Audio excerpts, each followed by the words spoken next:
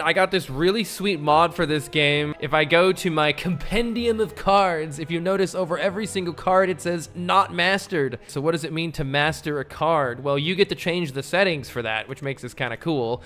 But you can give yourself a little challenge to try to use every card in the game in a winning run. So the mod I'm using is called the Mastery Challenge mod. The settings that I'm going to be playing on mean that you have to beat the highest Ascension level in the game, Ascension 20. And you have to beat it with one copy of a card in your deck for it to be considered mastered. But you could change it to 2 or 3. So in other words, you'd have to have 2 copies of a card in your deck in order for it to count as being mastered. And you have to do that to all the cards to master all of them. We're just going to start with 1. If we do all of 1 and people like it and it's fun, then maybe we'll consider doing 2. But 1 seems good enough. Just try to beat the game on the hardest difficulty, including the heart. It doesn't really matter which character we start with or whatever, but for me personally, if I lose on a character, I'm going to keep playing that character until I get at least 1 win. All right, so we're going to start the timer. Timer will be the total time that we have attempted this challenge. Let's do it. So there are 20 Ascension levels. Ascension 20 is the hardest. And you'll see here once we get into the game, if we look at this right here, we have 20 debuffs basically. All 20 of these different things are going to make the game harder. So there's elites spawning more often. Those are more difficult enemies. We have fewer potions to work with. We start with a curse in our deck. So here's our deck. Also, I like how you can master the I like how you can master the curse. Well, it can't be removed from your deck anyway. But yeah, we start with this curse, Ascender's Bane. It's a card that doesn't do anything, but it's ethereal, so you only have to draw it once, and then it vanishes. It gets exhausted. It goes away. That's what the ethereal means. We start our deck with 5 strikes. Is that how? Yeah, that's how you can count. 5 strikes, 4 defends, and 1 bash card. This is how we start with...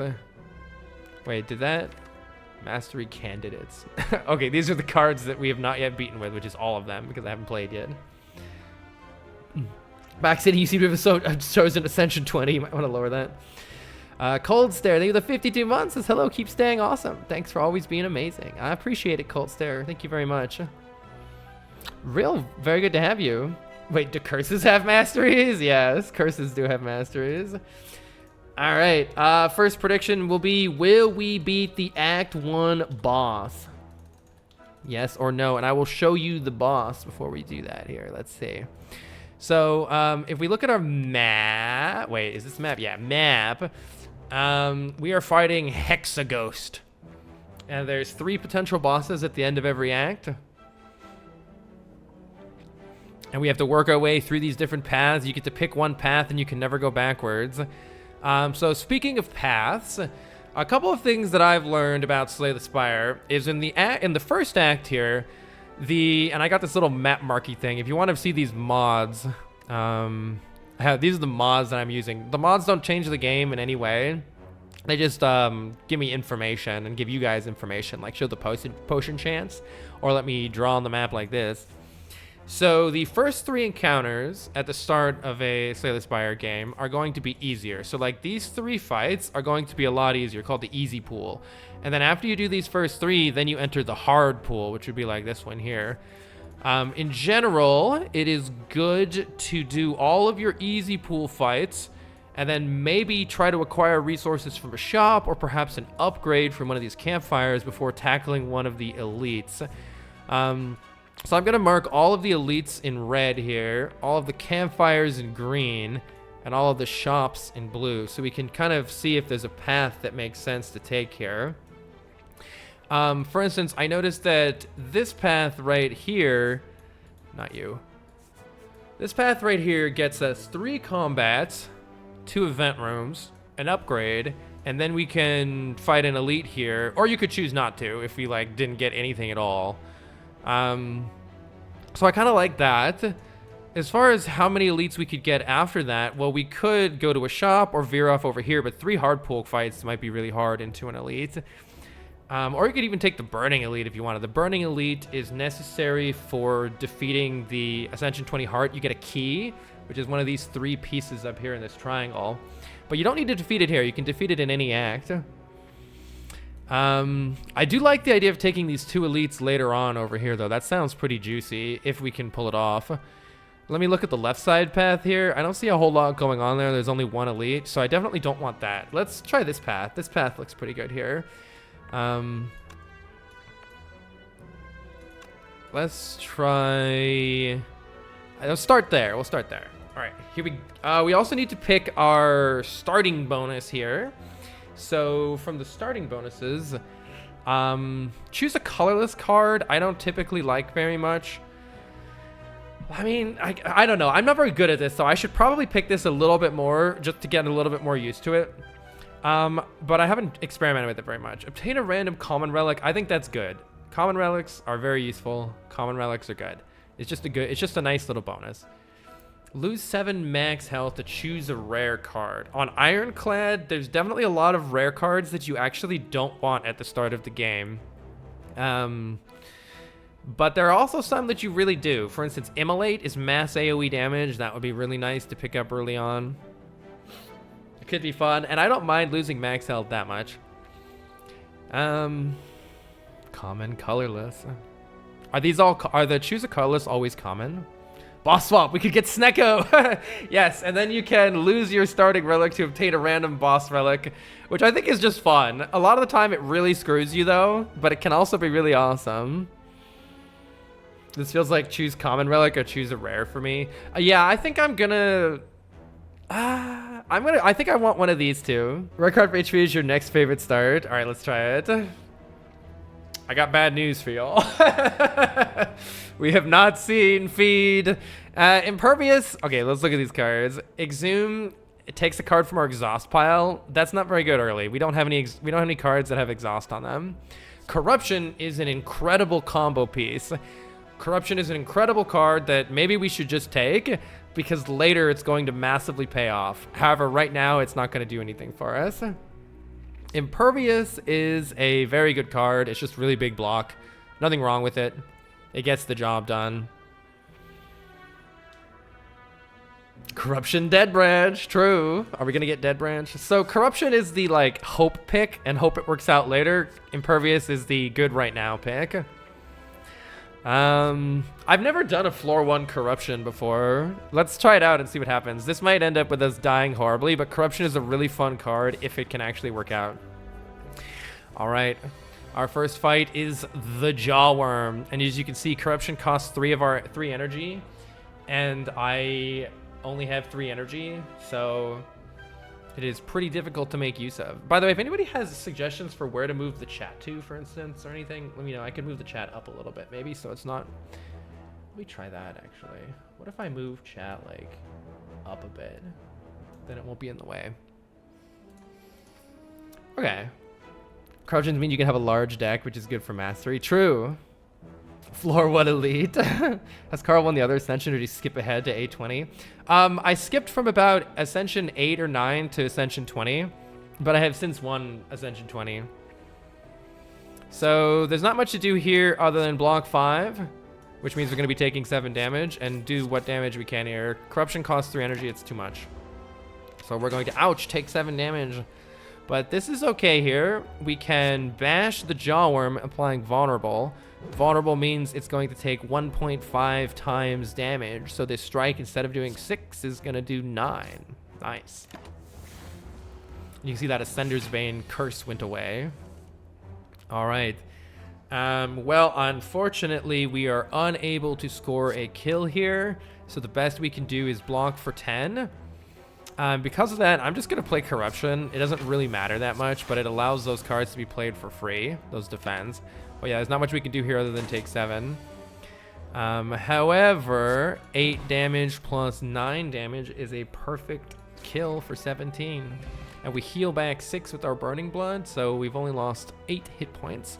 And we get a potion. It's not my favorite. This weak potion makes enemies deal less damage. Definitely not my favorite potion to get, but not a bad one either. I mean, so as I mentioned, the Corruption is part of a big combo piece.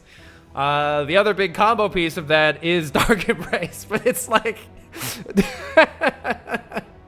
We're probably just gonna die, though. We're probably just gonna die.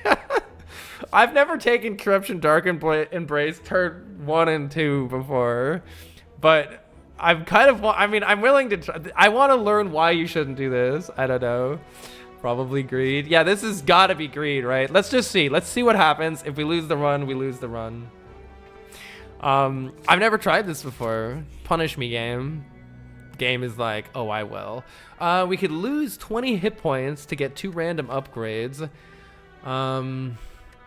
If we were able to heal some damage back with our burning blood, that could be good.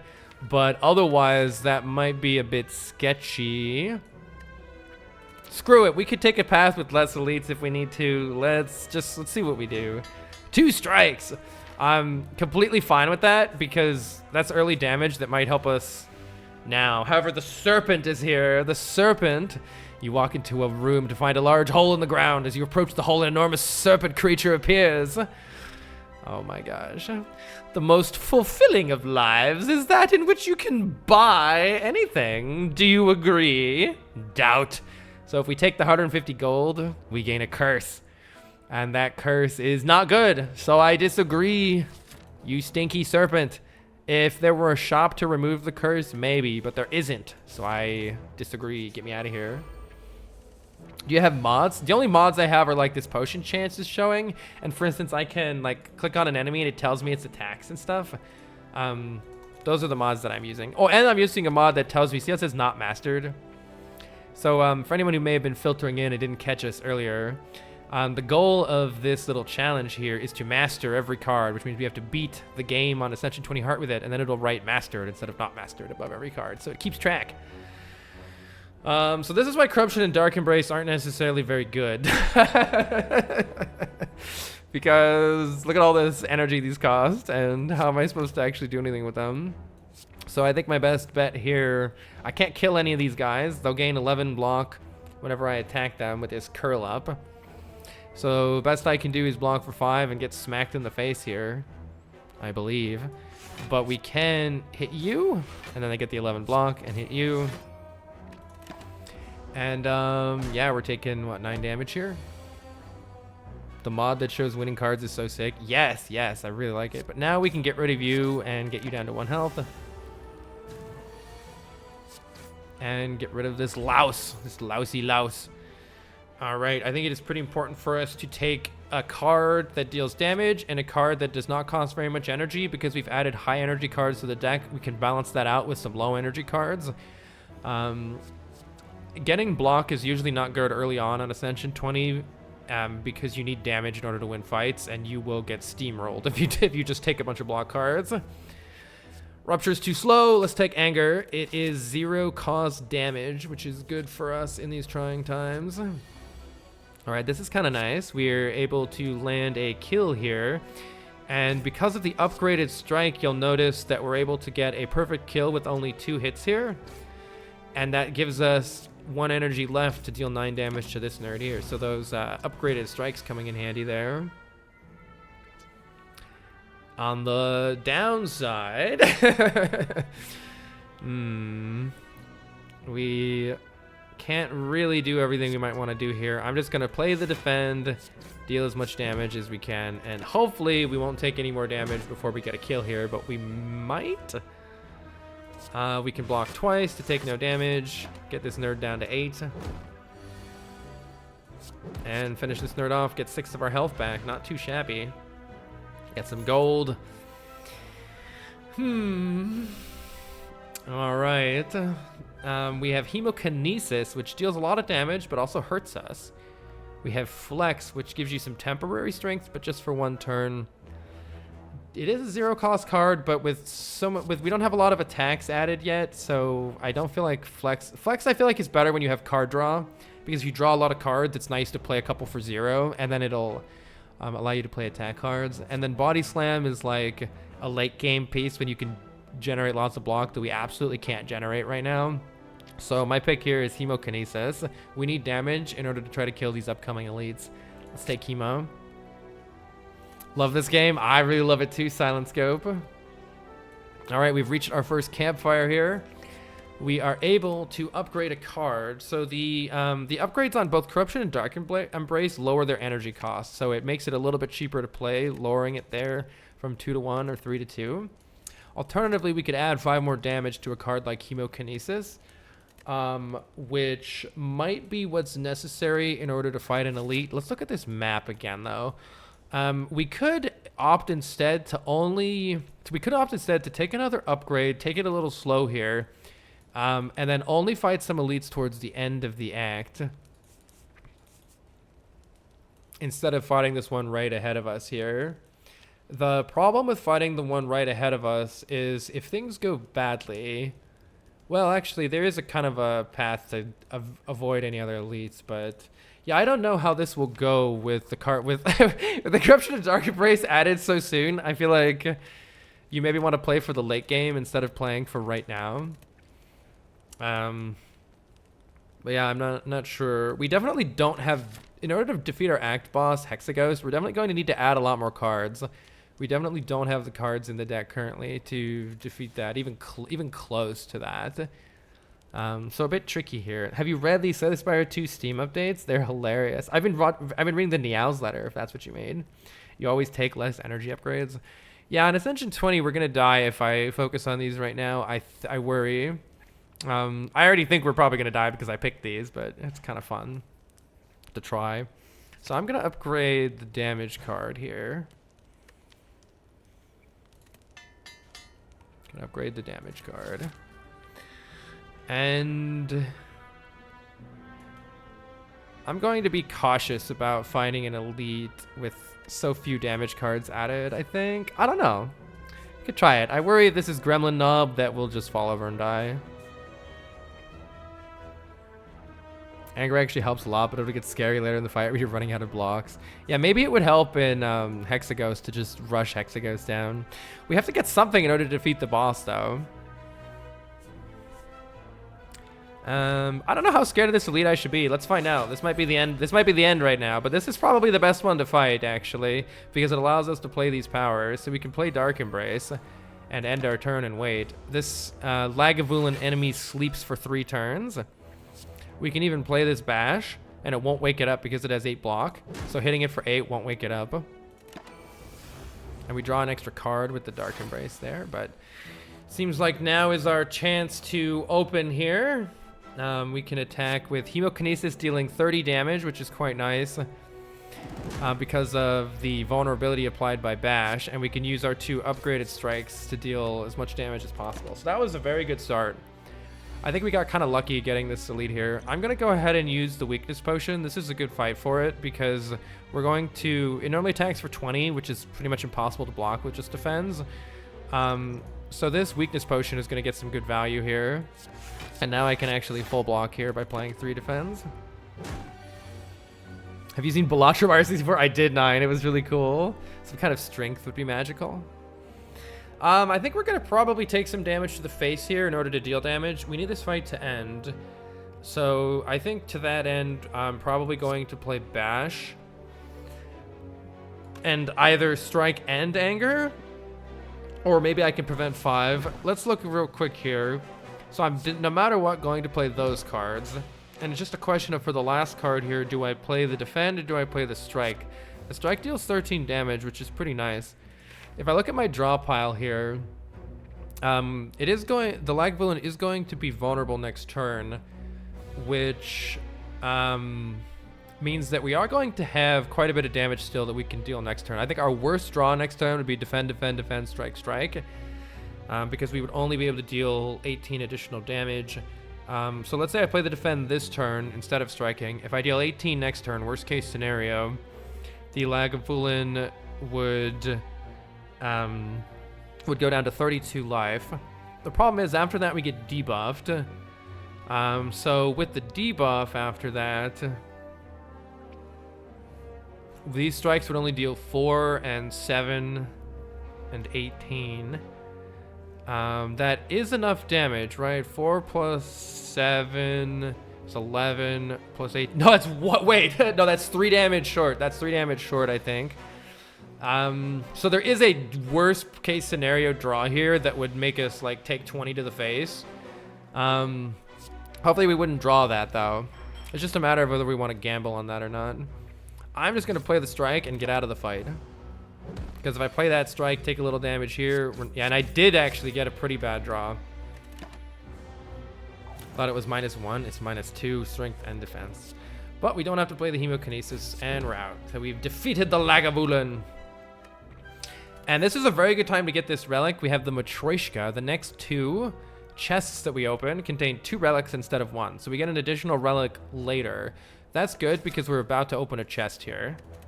So good time for it. And the blood potion will heal us when we use it. So that's a nice little safety net to have. We can use it at any time in the middle of a fight.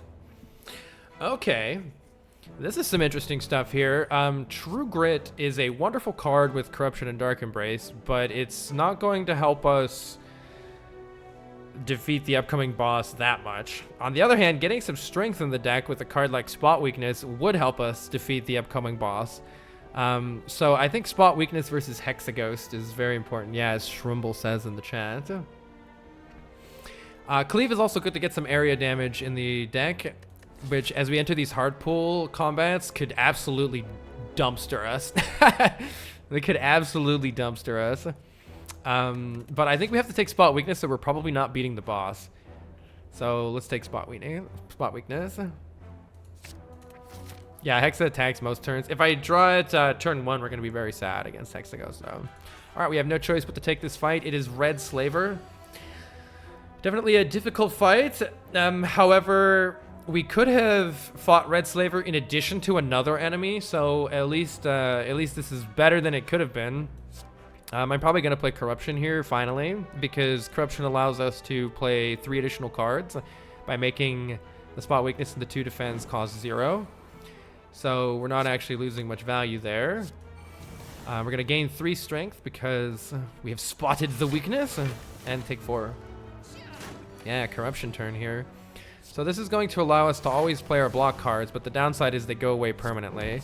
So the thing that makes Corruption truly good is when you have a lot of skills in your deck that you can actually exhaust. Thankfully, we're going to be able to get a kill here one way or another, but I think I have to play Hemokinesis, or maybe not with the strength, actually.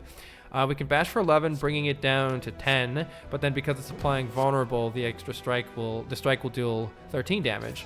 We got our kill there. Nice. Pretty good Slaver fight. Ooh. All right. So we have Power Through, which is a very good block card, but it adds cards called Wound that are unplayable to your hand, and you'll keep drawing them, so they kind of clog your deck. Can be very good, though. There's a lot of synergy with Power Through, though we don't have it right now. Cards that can exhaust the wounds can be really good. Perfected Strike is a whole bunch of damage, but I tend to not like it very much at all unless there's like no other option, because you don't want strikes in your deck. You want to remove strikes from your deck. Strikes are starter cards, and they're kind of bad. Fire Breathing is a very situational card. Whenever we draw a status or curse, we deal 6 damage to all enemies. The boss Hexaghost puts a lot of burns in our deck, and so Fire Breathing can be useful to deal a whole bunch of damage to Hexaghost. This is where if I had more experience, I might know whether I'm going to lose to Hexaghost if I don't take something like that, Fire Breathing. But in general, Fire Breathing can be pretty bad in a lot of fights where you don't have a lot of status or curses.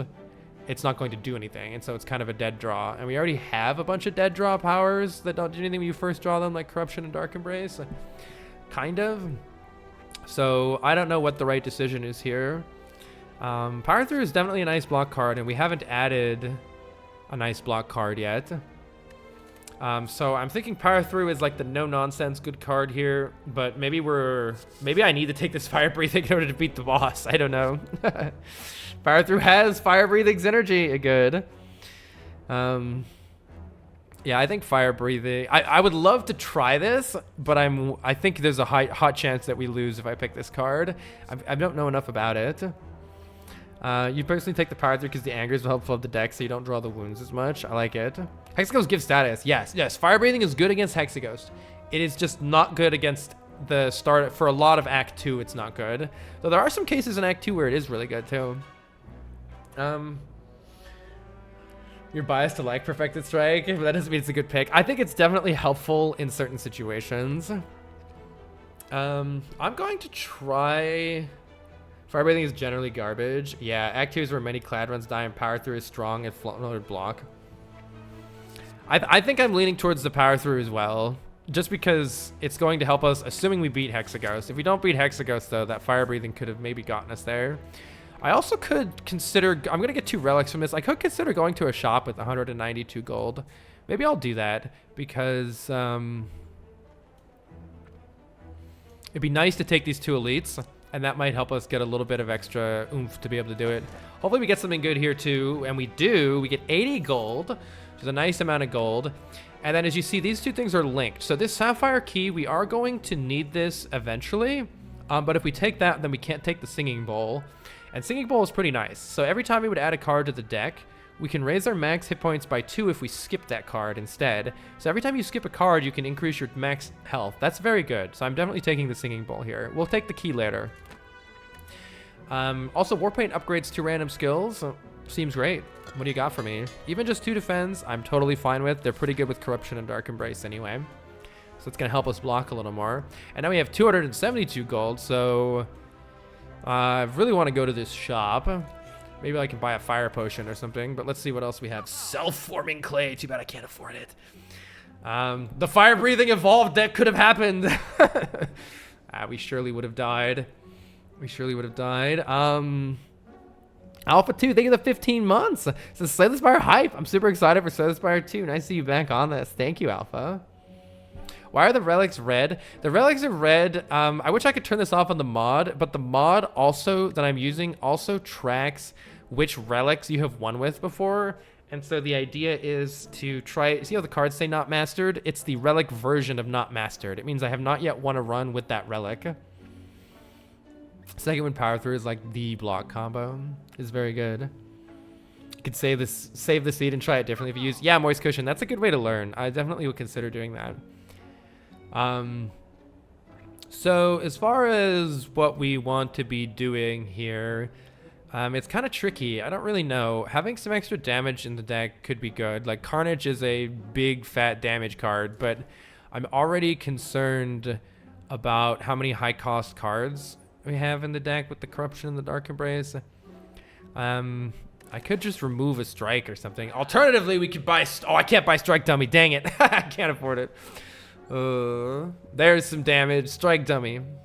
Let's see. Blood for Blood and Carnage are both big damaging cards. And Blood for Blood will probably be cheap for the entire Hexaghost fight. So if I'm worried about Hexaghost, Blood for Blood would probably do a whole bunch of damage. And it does work with Hemokinesis. That's true. So I'm thinking Blood for Blood might be a nice pickup. I could pick up the Strength Potion to help make any of these upcoming elites easier, especially because I can always drink the blood potion anytime if I get another potion.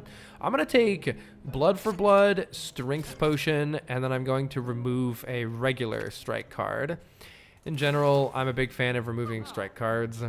They clog your deck and make, like in Act 2 and Act 3 and late game, you don't want strikes in your deck.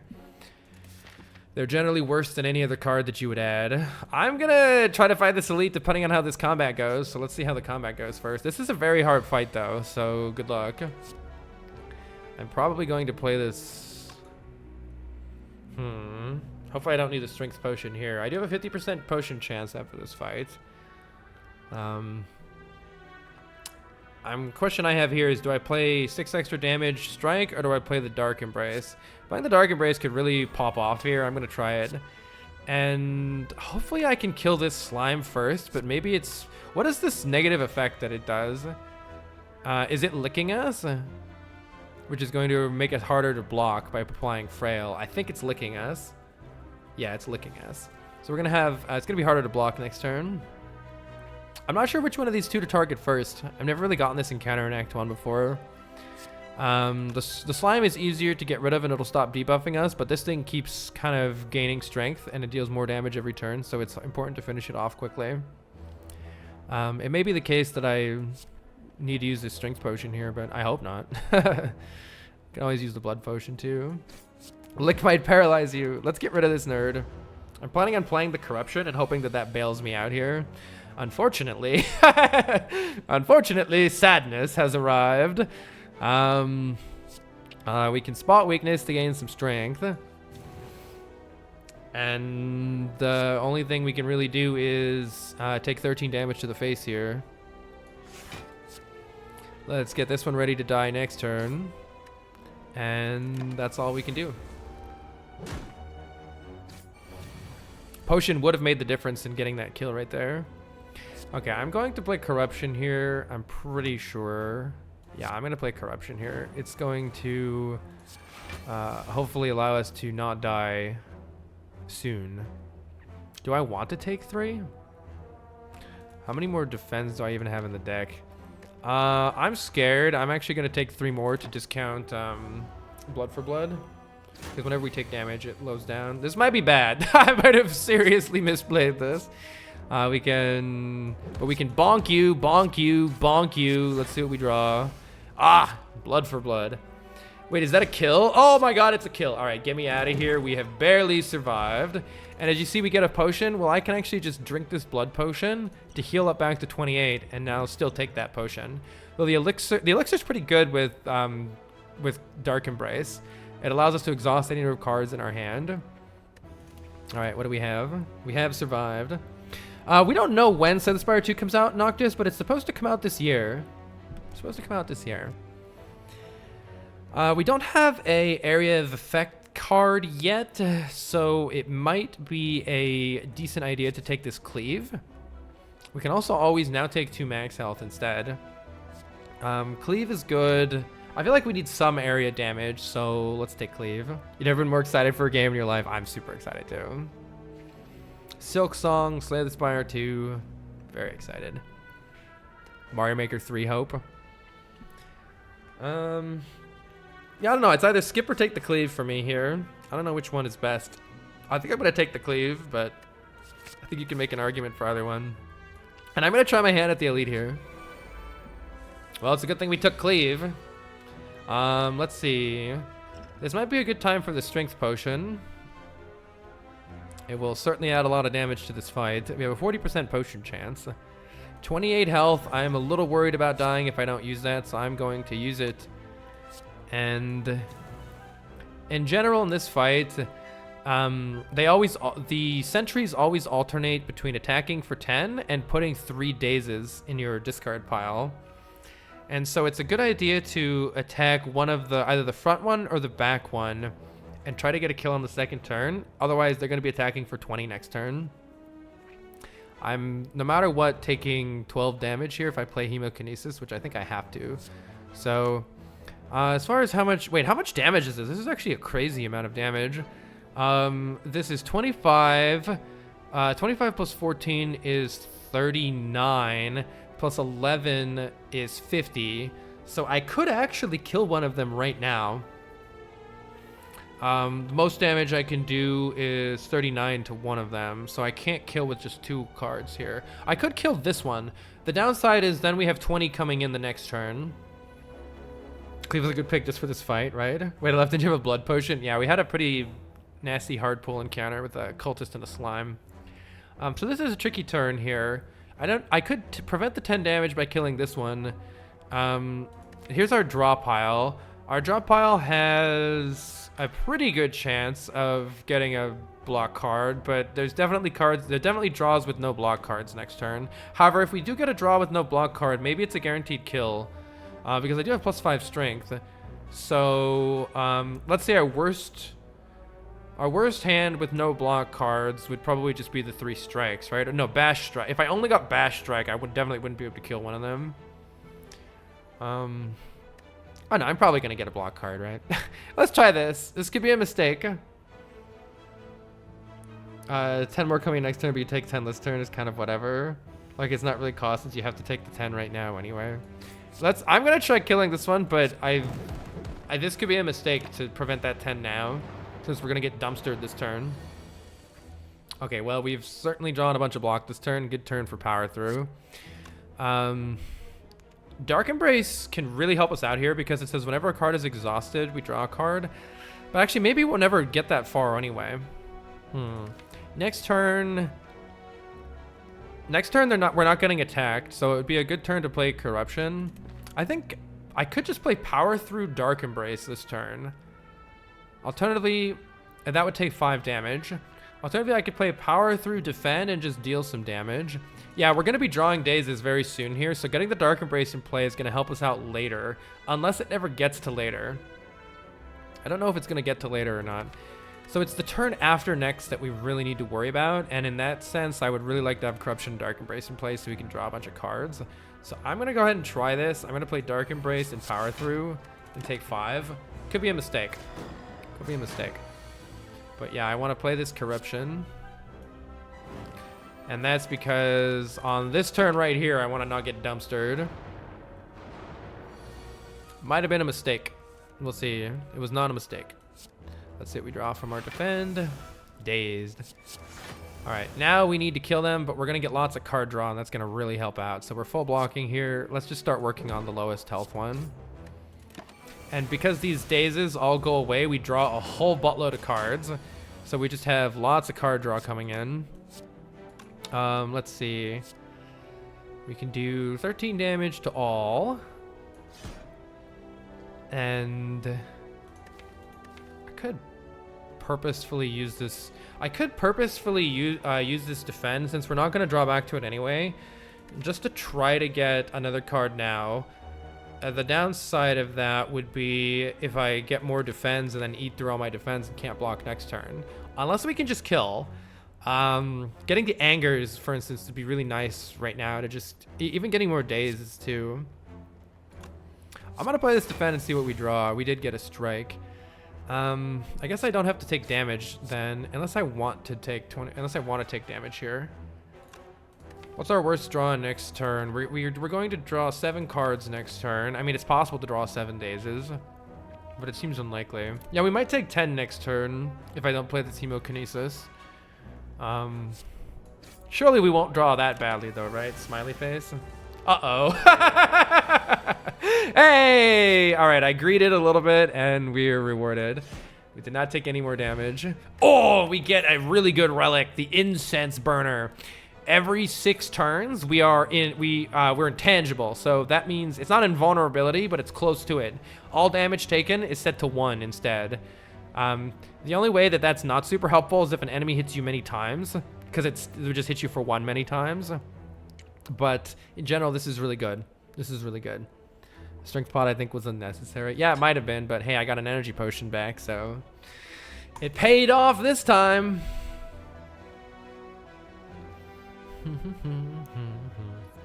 All right. Let's see.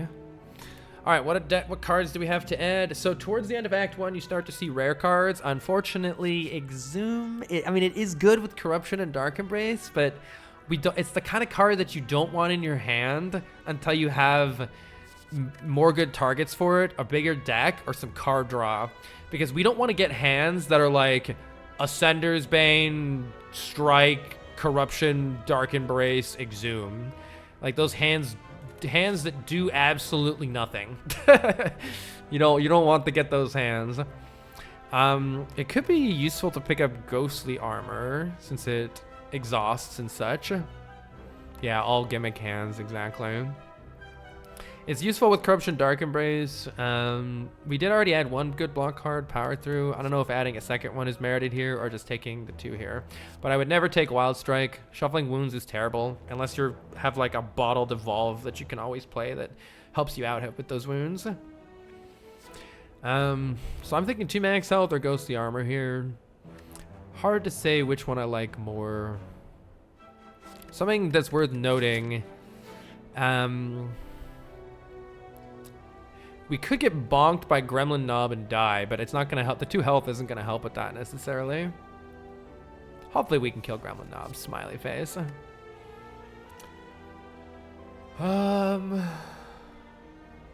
Excited you're playing Spire again.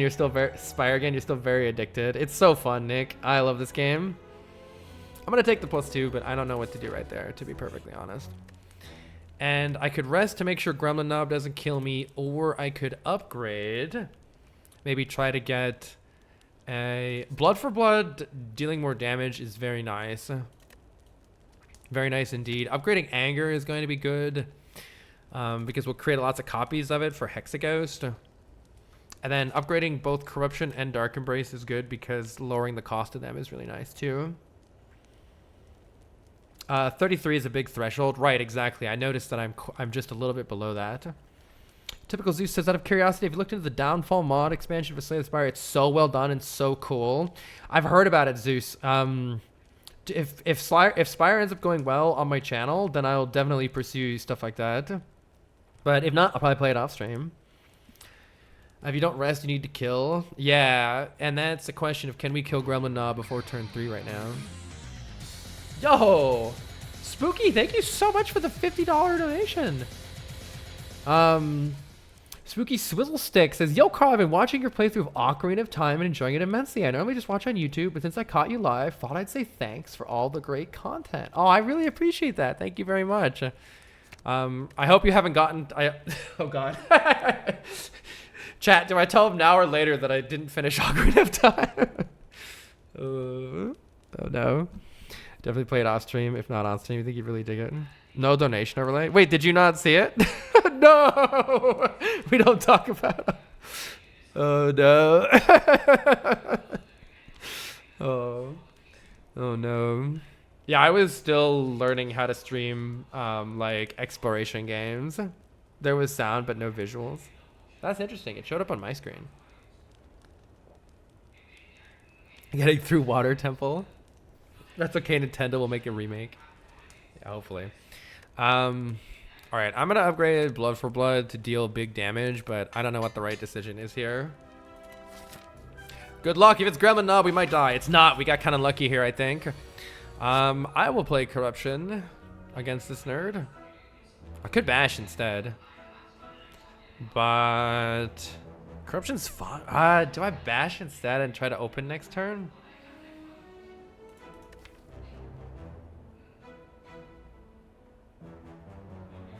Do you have any plans to finish Ocarina of Time? Yeah, I tried to finish Ocarina of Time. I was actually really excited to go back and finish it. And then my save file was deleted when I moved. RIP. What stopped you from... The Pixel Nation asks, I didn't know you were playing Ocarina of Time. Never having played it myself. What stopped you from finishing it? So as a streamer, it can be very difficult to manage playing a game when you kind of like want to explore on your own and like, you know, solve puzzles on your own and just kind of work through the game on your own without being told what to do. A lot of people will kind of instinctually, they'll either want to help, which is like a, you know, it's like a not a bad thing at all, like they're just trying to help. But if you don't want that, it can then kind of get awkward because you don't necessarily know how to tell them that you don't want that, even though they're just trying to help, and then they may get offended because they're just trying to help and yada yada yada. And so it's like navigating those situations can be a little tricky. Because I was used to playing games where I was the expert at them, or that were like nobody knew what to do or what the right decision was or whatever. And so I just didn't have experience with that with Ocarina of Time, and so I didn't really handle it very well. Oof on the save file, I know. But alas, such is life. You learn. Okay, I'm going to play Corruption instead of Bash here, which might be a mistake. We'll find out soon. And then I'm going to play Dark Embrace, and then next turn we're going to open as we get an additional card draw from the Ascender's Bane there. So I could play Blood for 22, or I could play Strike, Hemokinesis for significantly more. I think we're going to need to play this. I can also use the Energy Potion, actually. I think we're going to need to play this Hemokinesis for big damage. If I were to... How much additional damage would we gain? It's 42 damage for Blood Hemokinesis. Plus 9 is 51 damage. If I use the Energy Potion, we can do 51 damage. If I don't use the Energy Potion, we're doing 38 damage. So we're getting 13 additional damage from using the Energy Potion. Oh wait, I can play the Hemo first and then it... Hold on, I'm doing this wrong. I can play the Hemo first to take damage and then it reduces the cost of this and makes it playable. Yeah. Smart. So let's actually play the Hemokinesis, reduce the cost of Blood for Blood, and then play the Blood for Blood. And now I could Energy Pod for 18 additional damage here, or maybe wait. I don't know. We have power through next turn. That's very good. Happy to see that. I'm going to say we can hopefully get away without using the Energy Potion here. Let's try it. Yeah, that is smart. Thank you for that one, Chad. We have Dark Embrace in play, right? Yeah, so we can draw lots of cards here. That's very good. Power through and defend is a full block, so I think we're doing very good here. Though we might be getting bonked next turn, unless we can win. Blood for blood is doing lots of damage, so let's just do as much damage as we can. And next turn is going to be questionable, though. We could always exhaust up if we wanted to. Yeah, that worked out quite well for us. And we did at least get a block card, so we're not taking that much. Yo, Zeknar! Oh my gosh, hi, Zeknar! For anybody unaware, Zeknar is one of, if not the best Slay the Spire player in the entire world. Very, very inspiring Slay the Spire streamer. I love watching Zek. Thank you so much for the raid. Very much appreciated. And thank you for adding the word holy to my vocabulary. I really appreciate that, Zeknar. Thank you. Yeah, so holy, it's a fun word. Holy. If you wanna learn very in-depth information about how to be really good at this game, Zeknar is the perfect streamer to check out. Yeah, Zeknar has beaten, what is it, Ascension 20, I think like 23 times in a row without losing, rotating between all the different characters, which is just absolutely insane. It's just absolutely wild. That is great. Yeah, 24 is crazy. It's crazy. Oh, it's crazy. Yeah. So, as a way to get ready for Slay the Spire 2, I'm attempting a challenge to just beat Ascension 20 Heart with every card at least once. And then if that goes well, then I'll try Baylor Lord's Mastery Challenge, where you beat it with 2 copies of every card. But for now, I'm happy with just 1 copy of every card. That's crazy. Thank you for the gift sub to Zeknar Lampshade. The 24th run was mind-blowing. So many of them are mind-blowing. All right, so as far as what to do here, do I have lethal? It looks like yes, so that's good. But I don't have lethal without playing the Hemokinesis, I don't think. So I can bash for 11, and then that's going to make the strike do 50% more damage, so the strike will go to 18. 11 plus 18 is sadly not 35, so I think I'm just taking 2 and getting out of here. I forget how the breakpoints work exactly for the boss, by the way. We're fighting Hexaghost. Would it be... If I'm at 24 health, I think the boss will do an additional attack, but does the breakpoint happen... like if I were, is it between 23 and 24? Like 24 adds the additional attack. It's HP divided by 12. Okay, so being at 24. So this Hemo, sadly, I almost wish it dealt more damage to me. Yeah. All right, let's just kill it with Hemokinesis. All right, we have a Dream Catcher. Whenever we rest, we can add an additional card to our deck. Turns out we could have potentially used one of these potions, but it wouldn't have mattered much. Would I prefer the speed potion to the elixir or the energy potion here? I don't think so. Also, by the way, I'm crazy. I took a floor 1 corruption and a floor 2 dark embrace just because I wanted to see how much the game would punish me. I've never tried that before. We are currently unpunished, but that may Act 2 may have something to say about that. Yeah, with the Dark Embrace, the elixir becomes quite a bit better, so it might be worth keeping. And the energy potion is good to play stuff, so let's look at our cards here. Second blood for blood. I don't think so. I think I take 2 max health here. We already have 1 blood for blood. I don't think I need another unupgraded one. Severed Soul exhaust cards. Synergy. Exhaust all non-attack cards. I need to add more non-attack cards. Not necessarily exhaust them. I'm gonna take 2 max health. Heavy Blade is damage. We have a spot weakness. It doesn't seem like it's... I already have a lot of high cost cards though. I'm just gonna take 2 max health here. Floor 0 and floor 1, true. All right, I'm definitely gonna upgrade something here. I don't know what we need to defeat this boss. Upgrading the spot weakness might be very helpful here, or upgrading the anger. Since I suspect that we're going to cycle back to these angers quite a bit, having an upgraded one is nice. Though I like spot weakness more, assuming it actually lands. Oh yeah, burner setup. I forgot about that. Yeah, wait, I forgot about that. Shit. So we want the incense burner to give us intangible on like the best possible turns. And it's going to do it on the first turn here, which the boss does literally nothing on, so that's pretty sad. I like spot weakness. If it ends up missing a whole bunch, I'm going to rage though.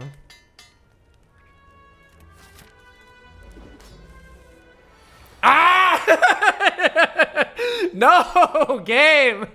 So I did not want to see spot weakness in the opening hand here, because the boss is not attacking. So if the enemy intends to attack, gain 4 strength. Well, guess what? It doesn't do anything.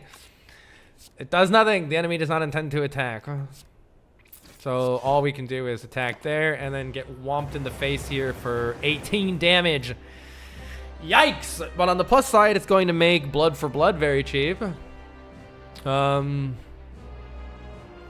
I don't know if I want to play this corruption right now or not. Oh god, we're cooked, aren't we? I can at least prevent 5 of the damage. But the question is, do I play corruption and just get rid of this defend and send it? Alternatively, what am I looking at here? Bash, anger, defend, save the corruption.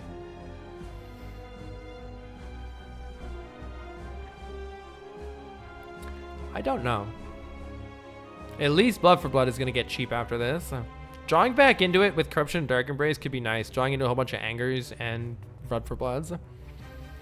Well, this is how you learn, right? No, I think I need to apply weak. I think I need to apply vulnerable. I'm not going to play the corruption right now. I want to apply vulnerable. This is a damage race. We need to kill this thing fast. Though I do think I need to play this. Do I need to play an energy potion?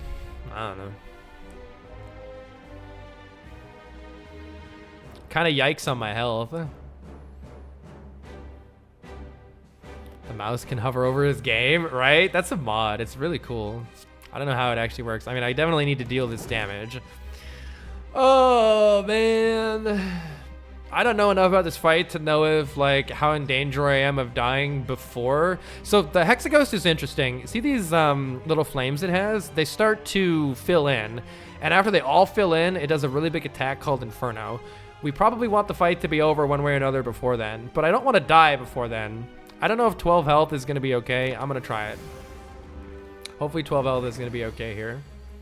We do have a power through for this attack. Which we need to play or we die. So we're going to play power through here.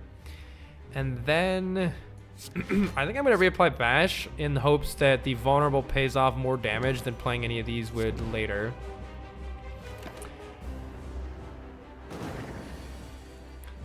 Yeah, we have intangible turn after next, I believe. I'm going to play the corruption here. It could really save us in a pinch.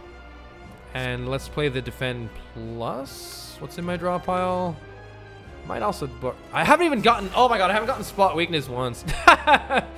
Tragedy. I don't know if it's worth like there's a... You could actually burn through these defends like in hopes to find the spot weakness or something. Does Hexaghost buff next turn? If it buffs next turn, I might be... What is it doing right now? It's doing the 6... It's doing the seer. So next turn... Hold on, wait, what does it do? It does seer, tackle, seer, inflame. So I think next turn it buffs. I could be wrong about that though. Let's see. It'd be really nice to land that spot weakness sooner rather than later. But also I don't want to eat through all my block cards and have no block. If it buffs this turn, and then I draw the spot weakness, I should have. It was the top card. Ah, I should have. I should have burned to defend there. Oh, this is my bad. You love to see it. By which I mean I hate everything. Okay, I'm pretty sure we're dead because of that, but Good luck to us.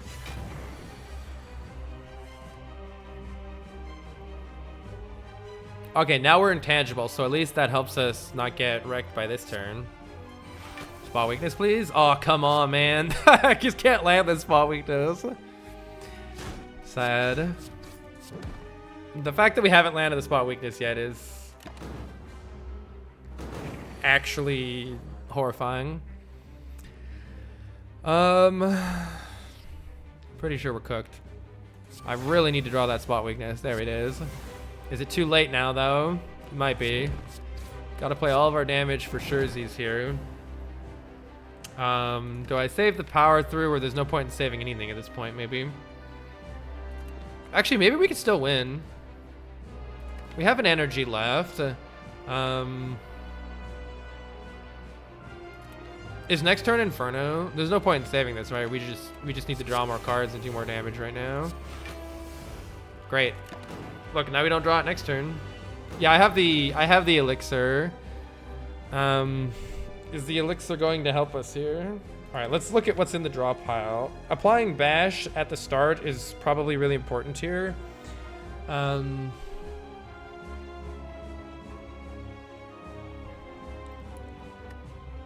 I shouldn't have played the anger, yeah. All right, is there any way out of this?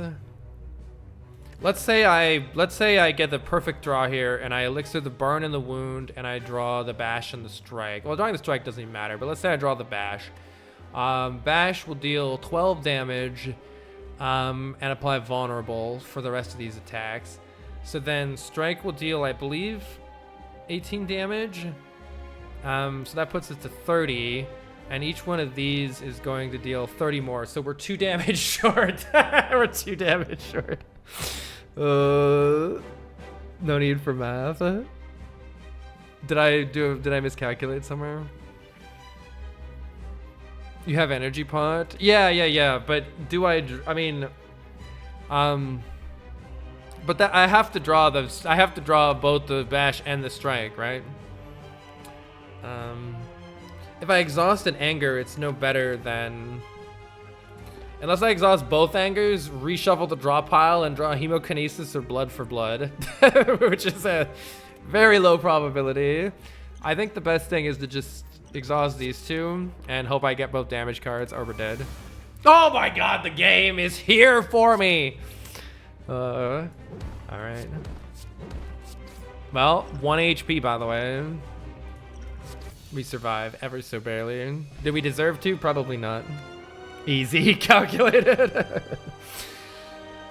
Oh, I was never worried. All right. Now we have 3 rare cards to choose from. Wow, prediction is, will we beat the Act 1 boss? Shockingly, yes. Shockingly, yes. Will we beat the Act 2 boss? I would vote no on this. All right, so we have a little bit of card draw in exchange for life. Not terrible with the blood for blood since it makes it cheaper. In general, I find this card is very slow in Act 2, so I worry that we would just play it and then take a billion and then die. Reaper, on the other hand, allows you to gain back health equal to the damage it deals. The key to making Reaper good is strength. If we have a lot of strength in our deck, then it increases the amount that Reaper heals. So you can take a whole load of damage and then heal it back afterwards. We do have spot weakness, which might troll us.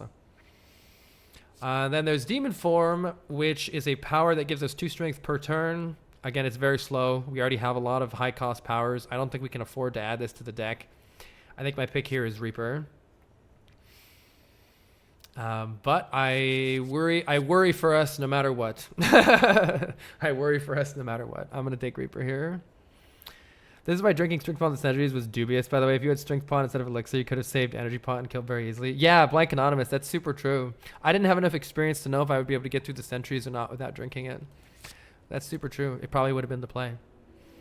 All right, and now we get a boss relic. These are stronger than usual relics. That have a downside though. So the Runic Cube, whenever you lose health, draw a card. Synergy mixed with Forget the name of that other card that we just skipped.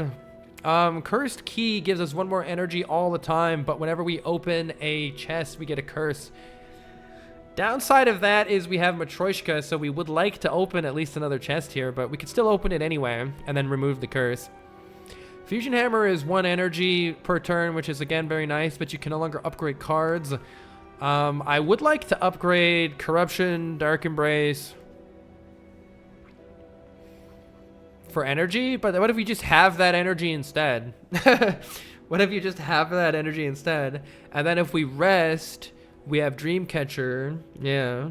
Curse Mastery. They're technically on the list. So my choice here is either Curse Key or Fusion Hammer. I don't know which one would be better. I like how the Fusion Hammer allows us to open this chest without worrying about getting boned by a curse. But not being able to upgrade cards could come back to bite us later. I don't know. Let's try the Fusion Hammer. I'll pick the Fusion Hammer here. Now we begin Act 2. The boss at the end is the Bronze Automaton. Bronze Automaton we can counter with our Incense Burner, assuming I set it up right, which is a big if knowing me, but we shall try our best. Let's look at all the different elites that we can fight here.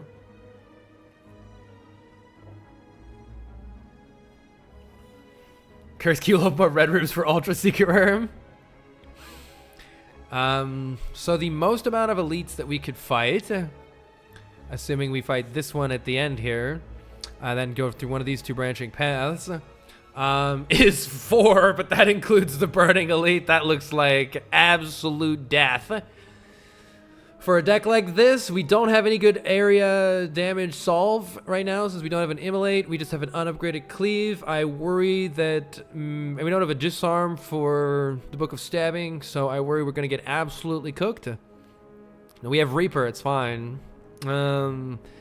So I don't know what a good path here is, or what a good way we should go here is without getting utterly dumpstered. We can choose to fight these 2 elites later on in the act. If we did something like this, but I am worried here. I am very concerned here. I definitely don't want to start with the Burning Elite after fighting 1, 2, 3, 4, 5 straight combats. That is how you die real fast. That is death for sure.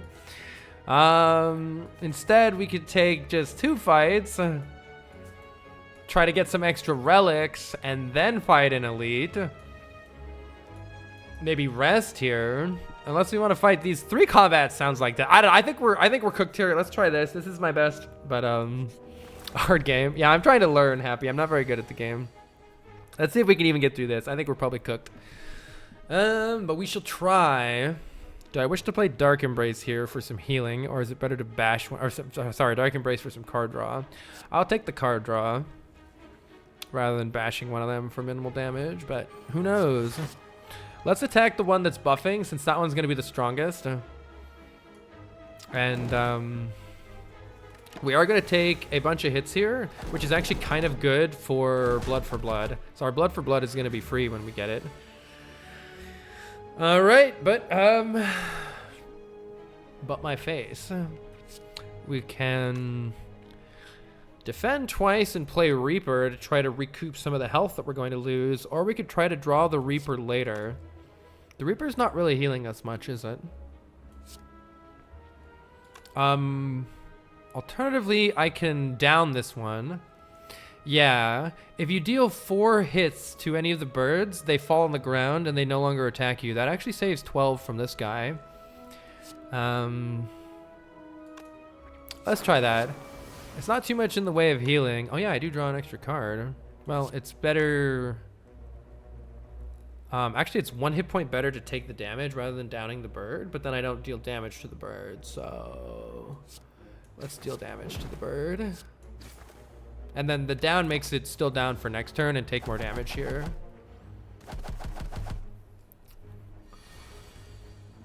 All right, are we playing this Corruption? I vote yes. So we already have the Dark Embrace in play. We're not taking any damage this turn. That's nice. I'm gonna play the Corruption. Play the Power through so we don't take any damage. Ooh, we have a Cleave now. Okay. Well, actually, cleave is nice because it gets rid of the other... Oh, I didn't even realize that one was attacking for 4. Cleave is nice because it gets rid of that other bird. And then we get free to blood for blood. Probably the one that's buffing makes more sense. So let's start with that. All right. We're not getting killed on the first encounter of Act 2. That's a plus. Spot weakness is here. Give me strength. Now, how do we want to approach this? This is actually looking pretty good. Bash, strike, strike. These birds are weird because they only take half damage while they're flying. It says receives 50% less attack damage, but cancel if 4 attacks are done. So this would only deal 6 damage. And then these are going to go to what? I think 9 for the strike plus? I don't actually know how the math works on that. We'll have to find out here. So I could definitely kill this one. It'll tell you the damage. Yeah, what I've tried to figure out is the damage it's going to deal after vulnerable is applied. I assume it's going to deal 9 after vulnerable is applied here. So I'm trying to think. I could just do 2. It's only 6 and 5 on this one, actually, so it won't kill that one. Let's see how math works. Oh, I'm 1 off. Sick. Wait, so in that case, before doing that, A. There we go. Nice. And then this nerd. It's easy enough to finish. Actually, well, I can't. It would be nice to set the incense burner up a little bit more than better than this because, but there's no way for me to do it, I don't think. So we have to just finish the fight so we don't take too much damage. Okay. We are currently doing things and stuff. With the fusion hammer, but it's not upgraded. If only I had an upgraded armaments, but a non-upgraded one is kind of whatever, I guess. Hi, Asuki. Asuki asks, yo, you're doing the Mastery Challenge? I'm doing the easy version of the Mastery Challenge to start, where I just have to beat everything with 1 copy. And then if I successfully do that, because I'm still pretty bad at the game, then I'll do the 2 version, assuming that Slay the Spire 2 isn't out yet. This is the current plan. I don't know what to take here. Having some extra energy can certainly be nice, and it is green. It's upgraded. Free upgrades are nice. But I do worry about drawing hands that do nothing if I take that card without additional card draw. On the other hand, armaments that I can't upgrade is sad, and I'm probably not taking a Havoc, so I'll take green card here. Oh, well, I'm not going to lose. So these guys, you can lose all of your gold to run away, or you can fight them for a cool relic called the Red Mask that applies weak. We're going to try fighting them here. We don't want to lose all of our gold. The Reaper is here turn 1 again. Not where we want to see it. Hopefully we get some potions soon. Sammy, thank you for the 51 months. Yeah, it exhausts. Are curses included in the mastery? They are, Professor Luigi. Well, I guess I'm probably popping the Reaper here in the assumption that we're not going to draw back to it. And I wish it did more damage right now, but at least it's something. Now, the question is, which one of these nerds do we want to kill first? Bear is going to apply a debuff to us that makes it really hard to block, so that's going to be bad. We could work on Romeo. Yeah, these opening draws are certainly something. I'm almost wondering if I should play the extra strike just to do more damage and take 12 to the face, because taking 12 is going to discount blood for blood a whole bunch. Hard to say, though. Hard to say. I'm going to attack Romeo. I feel like that's generally a good idea if you have an intermediate amount of damage, but I don't really know. Not good enough to know yet. Question is, do I defend or play the strike? For an additional blood for blood discount. I think the additional discount and the extra damage sounds good. I really need Romeo. Romeo must die. So Bear grabs us, so we get -4 block per card played, which is pretty trash. All right, here we go. Seeing Red, I need you more than ever. I'm going to play the Dark Embrace and the Seeing Red. What do you have for me, Seeing Red? Defend! Well, the good news is that if we... 8 + 9 means Romeo is dead. So at the very least, we're doing that. But you see, the blocks don't block very much. So, ouch. Damage incoming. Romeo weakens you turn 3, and Bear doesn't do much after turn 1, so typically you want to just target Romeo first. That's kind of what I've picked up through osmosis here.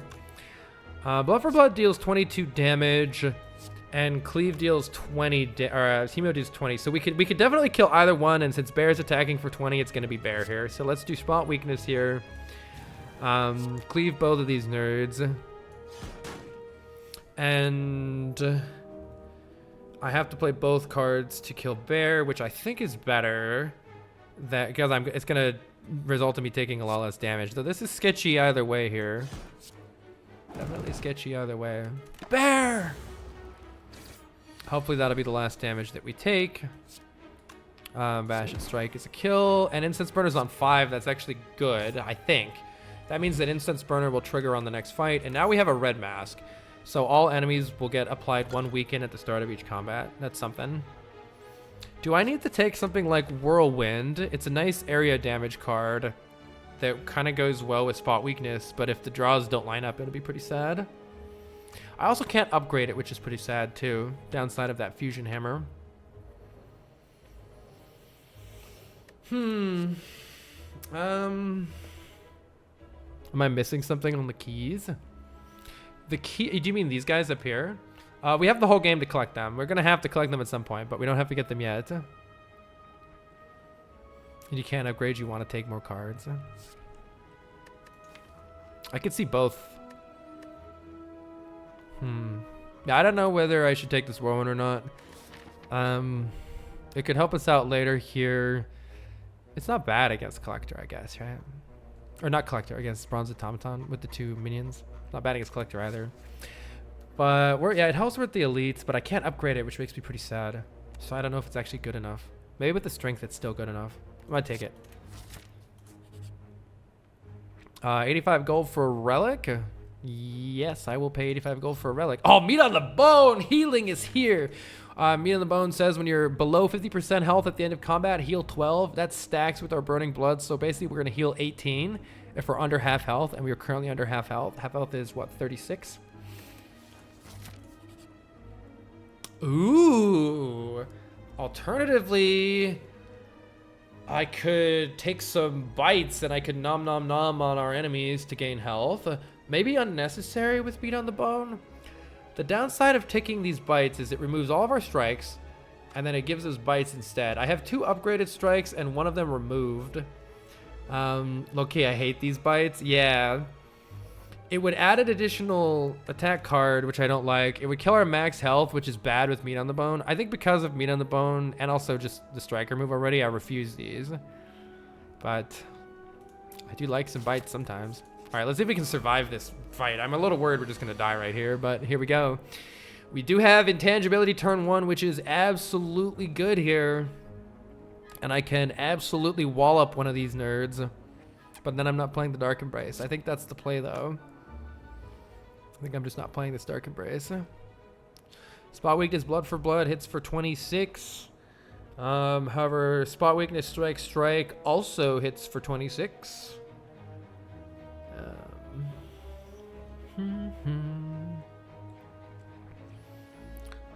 Yeah, I would think that more max health is good for Reaper because you can sort of fill up your tank more, if that makes sense. That's how I think of it. What am I doing? I think Spot Weakness is good to play for later. And it doesn't really matter what I play because it's going to deal... Oh, this one's Strike Minus. My bad. I can't math. So we'll do the Blood for Blood. In general, I like to attack the back one because the back one is... what is it? It's called a Mugger, and this one's just a Looter. The back one has much worse attacks later on. Ooh. Let's see. 9 times 3 is going to get us a kill on the back one here. So I could play Defend Plus and Whirlwind for 3. And then I take some damage. Alternatively, I could actually defend twice. Whirlwind for 2 for 18. And then deal 10 for 28. And then I would take no damage this turn and still get the kill on the back one. But then I'm dealing less damage overall. These are my cards that are coming up next. Hemokinesis gets us out of the fight no matter what. So does Bash and Strike. That's pretty good. It would also be nice to play Reaper, maybe, unless it takes us over half. It won't take us over half, I don't think. I'm going to save my health here and just Whirlwind for 2. Kill that nerd. Not take any damage. Hopefully that doesn't bite me this turn. Let's see. If I play the bash for 12, Reaper will also deal 12. We're not getting a kill because of that play I made last turn. Wait, did I mess something up? Whirlwind plus anger kills all. Oh, whoops, I missed that. Look, I'm gonna heal from Reaper, don't worry. Right? Look at me here healing from Reaper, right? Look at how much I'm healing from it right now.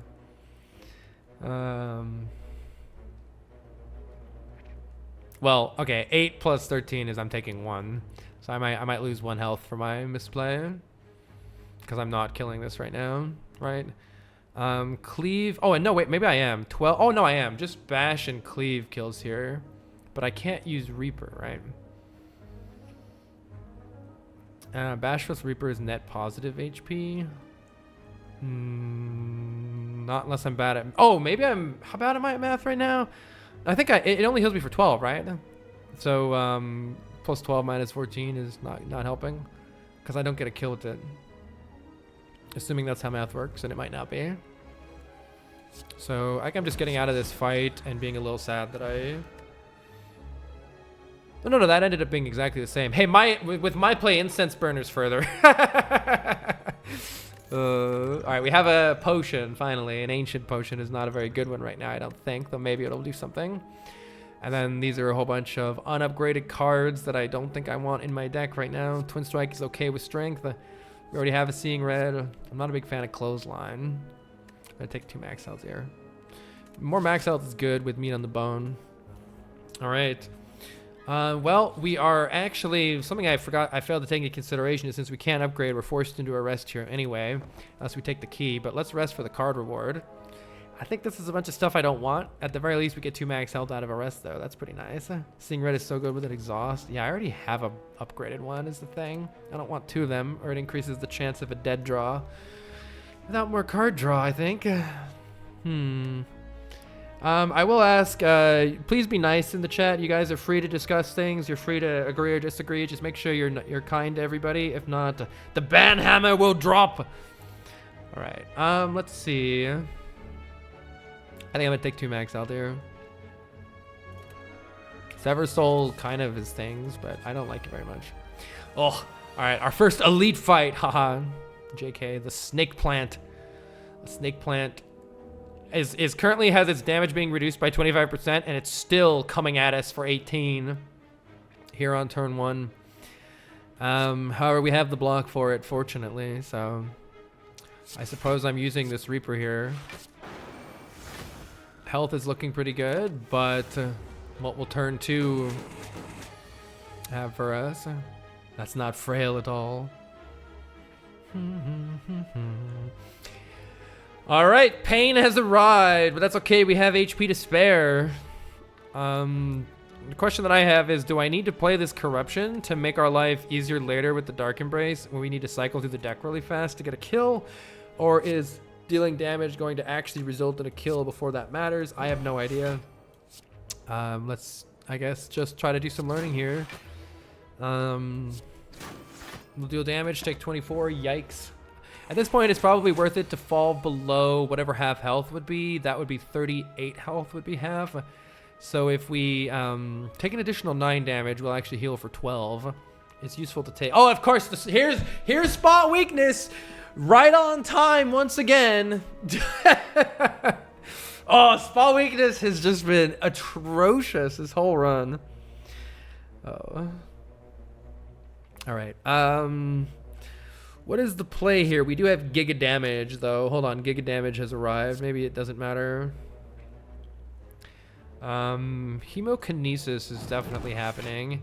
If I play the Whirlwind right now, it's dealing 21 damage. That's very nearly a kill. I think we're going to do that. And then, actually, if we can take 6 here... Oh, I actually should have...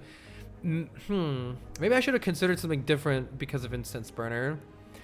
I'm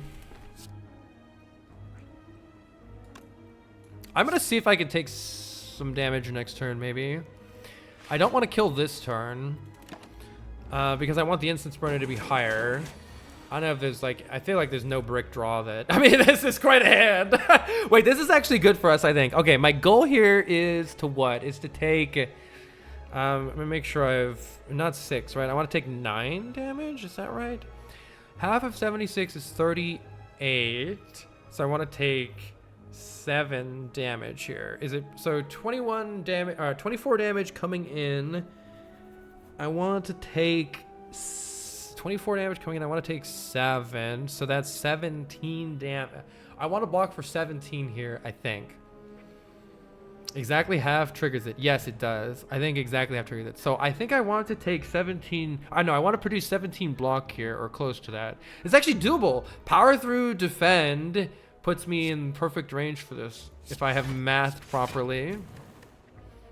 And then waiting as long as we can here is good for incense burner value.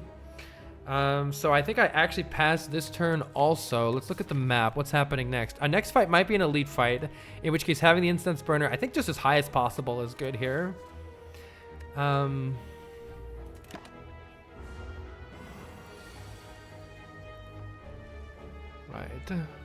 It's all good. It's all good, killer. No worries. We're gonna have to kill here. Please just move on. Definitely gonna have to just finish the fight now.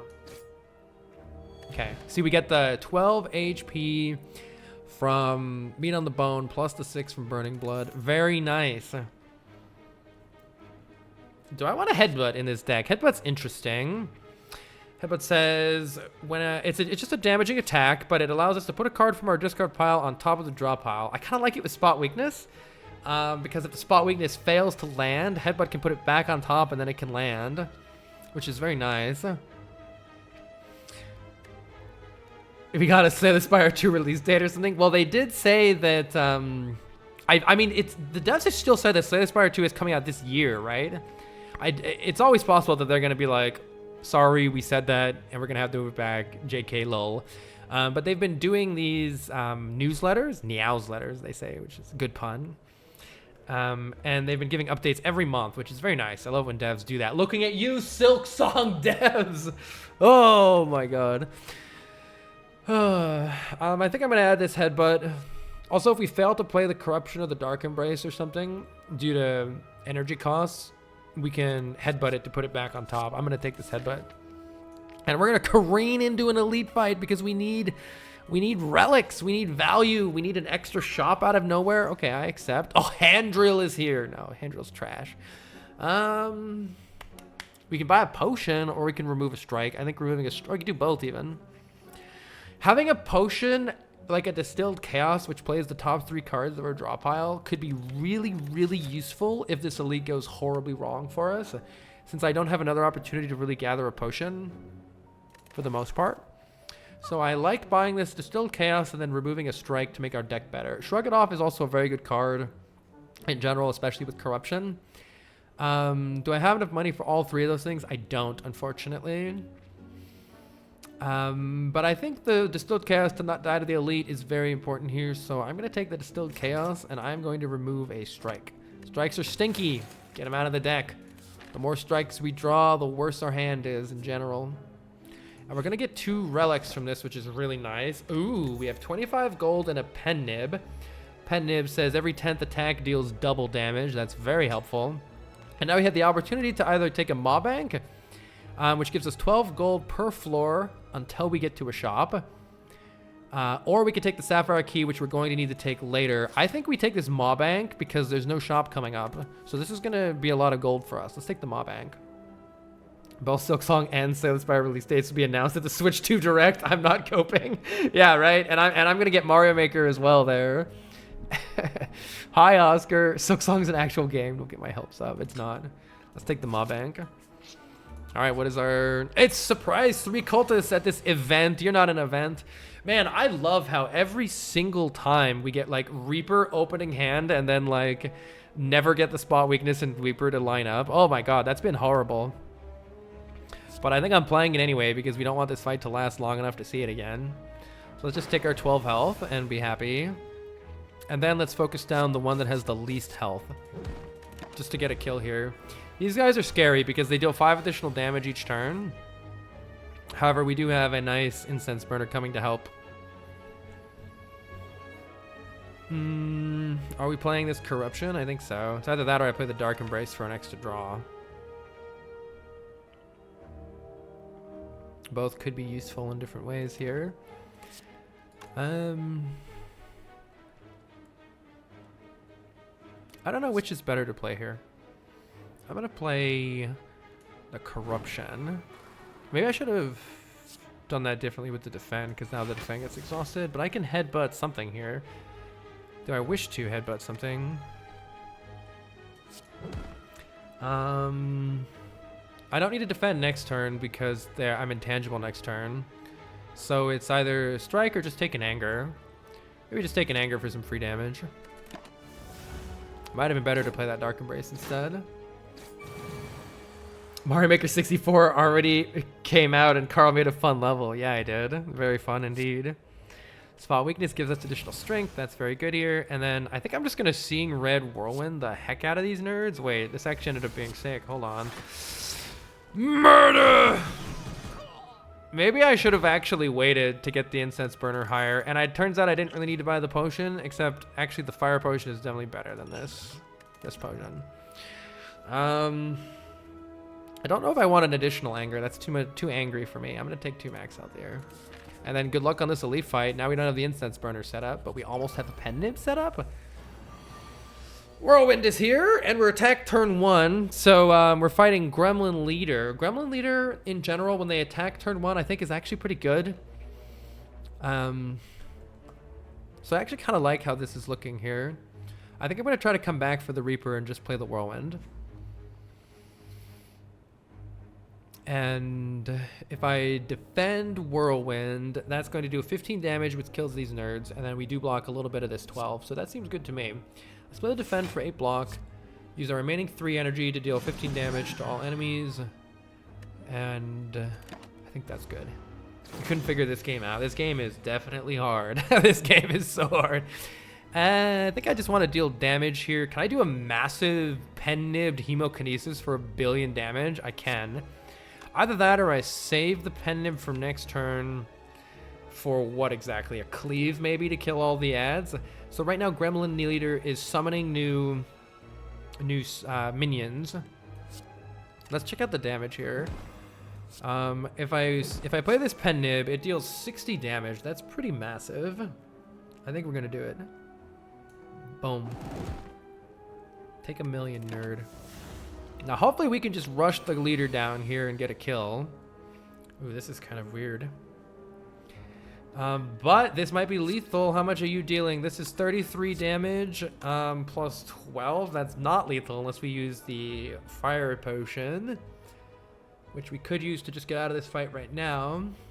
Alternatively, what other options do we have here? We could play Dark Embrace. Seeing Red draws us a card. Then after playing the Dark Embrace, and we can assess the situation having drawn a card. Is Reaper still in the deck? Reaper is still in the deck, so we can also take damage and try to come back around to Reaper, but I don't think that's it here. With a 50% potion chance, I'm gonna at least try this line where I play the Dark Embrace and then I draw a card just to see what I draw. See if it changes anything here. Okay, let's say I kill the ads here. Like, let's say instead I play the Blood for Blood here, because that's the only way we're getting a kill. And then I play Cleave and Defend. I'm taking 13 damage. I'm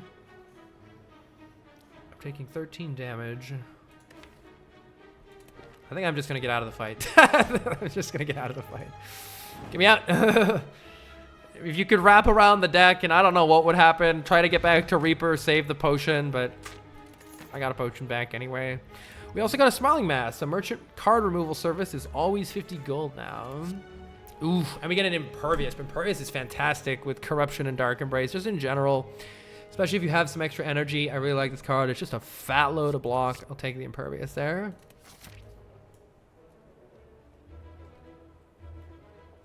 All right.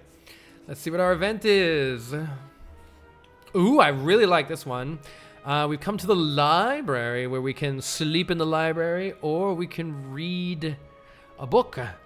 We can add 1 of 20 cards to the deck. Definitely doing that. Let's see if we can find something good here. Another spot weakness. Disarm is a good add here, especially with the elite fight coming up. Second Dark Embrace is nice. I would love a True Grit, but because we can't upgrade it, it's maybe questionable. True Grit exhausts the card at random, but if you upgrade it, it's targeted. I like it to be targeted. Entrench can double our block. Let's see, my pick here is Disarm, Dark Embrace, or another spot weakness. Holy Searing Blow. One of the reasons I wanted to do the Mastery Challenge was I really, really, really want to win with Searing Blow. I've never won with a Searing Blow deck. I really want it to happen sometime. Library, give us feed. Yeah, so I'm gonna do Disarm, Dark Embrace, or Spot Weakness. I don't know which one is better to pick here. Getting a second Dark Embrace is really nice for just like giga card draw later on. But the Disarm is good if the elite fight that we're about to fight is Book of Stabbing. Disarm is really helpful for us. And in general, this is a really nice card to have. I don't know if Book of Stabbing owns us. We have some damage. We have some damage and some blanc. You never pick Searing Blow ever? I think if you pick it in the first few floors and then you have a whole ton of upgrades, it can really get pretty big. Correlation, causation. I don't know which of these two to pick. What do you think, chat? What should I pick? Nothing else makes sense to me, unless it's the spot weakness. I think I'll... Oh, Dark Embrace is fun. I like 2 Dark Embraces. But we don't have a Disarm. I'm taking the Disarm. I also... This could be Book of Stabbing. Ah, look at that. There it is. There it is. The stabbing is here. We have intangibility not next turn, but the turn after. We still have another fight coming up, so we don't need to worry about setting up for the boss. Also, I don't know what to set it up for. Does anybody know what to set the Incense Burner up for to not get hyper beamed? Do I want it on 5 or 1? 0? Does that mean 5? Does that mean I want it on 5 beforehand? No, it means... Wait, it can be on 0? Oh. Okay, gotcha. So I want the intangible turn to be the last turn of this combat. Okay. Sorry, I forgot I could even read. I'm stupid. Okay, that makes sense. What am I doing in my life here? Playing the Dark Embrace is nice for later. Am I going to use the weak pots? Maybe not yet. It's weak right now anyway. Save the Reaper for later, potentially. Dark Embrace, Headbutt, Defend? Or Defend, Headbutt? I don't think I want Defend Plus on top. Though maybe I do. This is where it's like, you know, knowing like exactly what you're looking for in the deck. I think I want Disarm and Spot Weakness, which means I don't put anything on top. That's my logic there. Let's do some damage, block some health. Taking a little bit here is good to discount blood for blood. Spot Weakness is here. Hello, friend. So we can gain some strength. That's very good. I definitely want to play vulnerable so we can get this thing killed at some point in life. And then doing more damage I think is good. Now, as far as this goes, do I want to use my weak pot to save some life, or is that completely trivial here and it's better to save the weak pot? In general, I think the reason using the weak pot here could be useful is because I'm going to get blapped next turn and the turn after, and that's why I may as well just get it going now because I'm going to want it. I'm going to want it coming up. Burner on 5, so don't weak. Yeah, that's a good point. Well, it is preventing... I'm going to get a bunch of wounds here. It is preventing, what, 5 damage right now? Or is it preventing 6 damage right now? I think, actually. Doesn't do anything next turn, but then it helps us the turn after. Just eat a tiny bit for Reaper. I hope we're playing that Reaper. I hope we're playing that Reaper. All right, I'll avoid using it for now. I would like to have this corruption in play. So that does mean skipping, actually, yeah, no, it doesn't mean skipping anything because I have the seeing red. Okay. Giga damage, giga damage. Giga damage. What's our draw? We have disarm, we have impervious, we have lots of good stuff coming up. I don't even think I need to take this one. Though actually I could draw the impervious or something, so I'll do that. Yeah, you exhaust seeing red. So this would be bad, but we have all sorts of Blanc happening here. We are not worried. Ideally, we want to get back to the Reaper and potentially set the incense burner even higher here. But let's get this nerd as low as we can. What does this deal? This deals 9 times 4, which is not a kill. So let's just do that. I think this looks fine.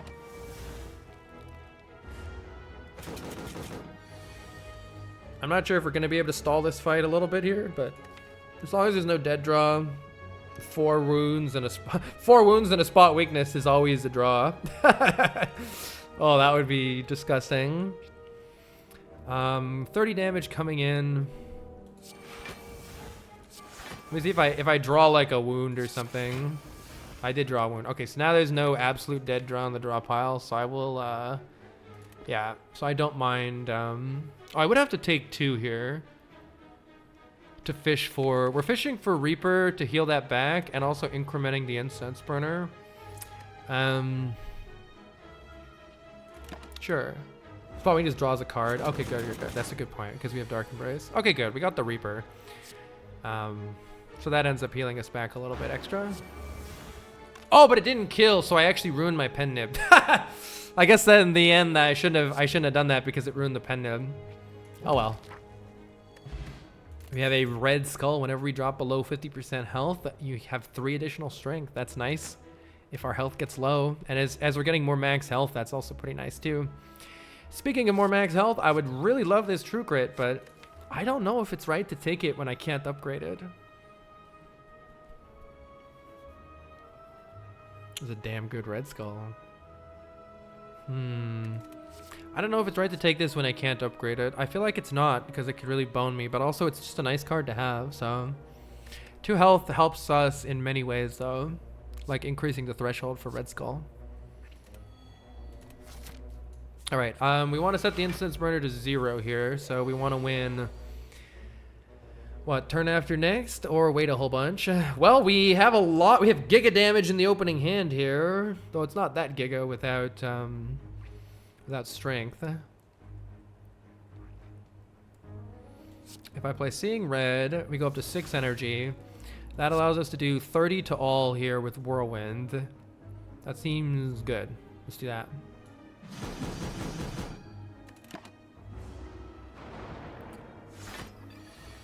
All right, now the nerds are attacking us though. And there's not a whole lot we can do about it.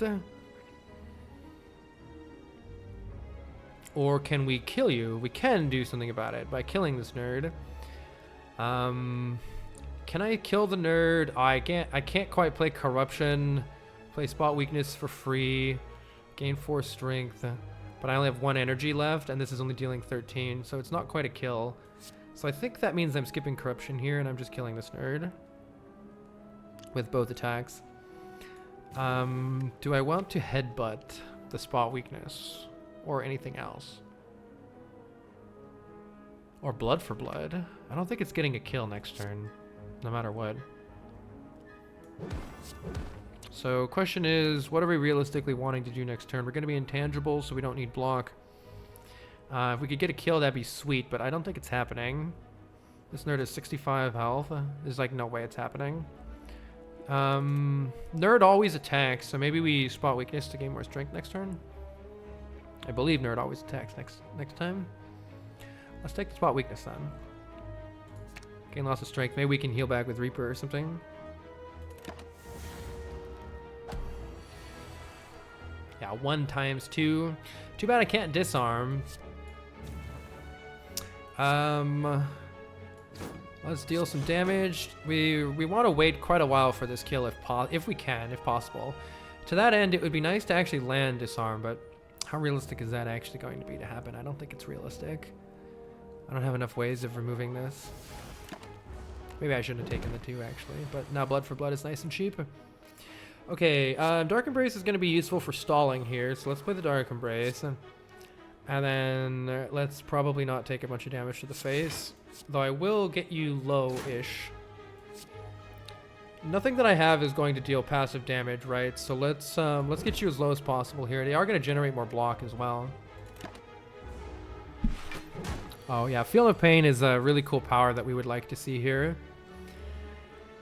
I suppose the advantage of not doing damage would be to try to heal with the Reaper instead, but that ship has sailed, so am I just playing Impervious and passing the turn, and really hoping that we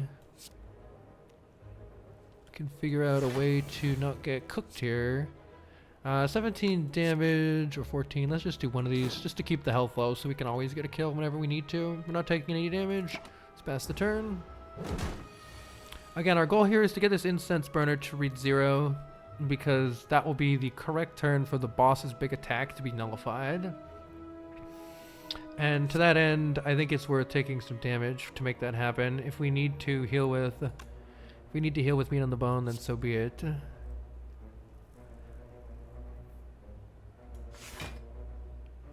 I think it's worth it. Yeah, I think it's worth doing this. Let's keep doing it. We're gonna take a little damage here. Currently taking 12 actually heals us back another 12, so right now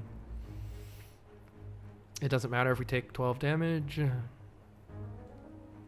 which it looks like we're doing. Uh-oh, but wait. But wait, yeah, we do have to rest at the fire pretty much anyway, unless I recall.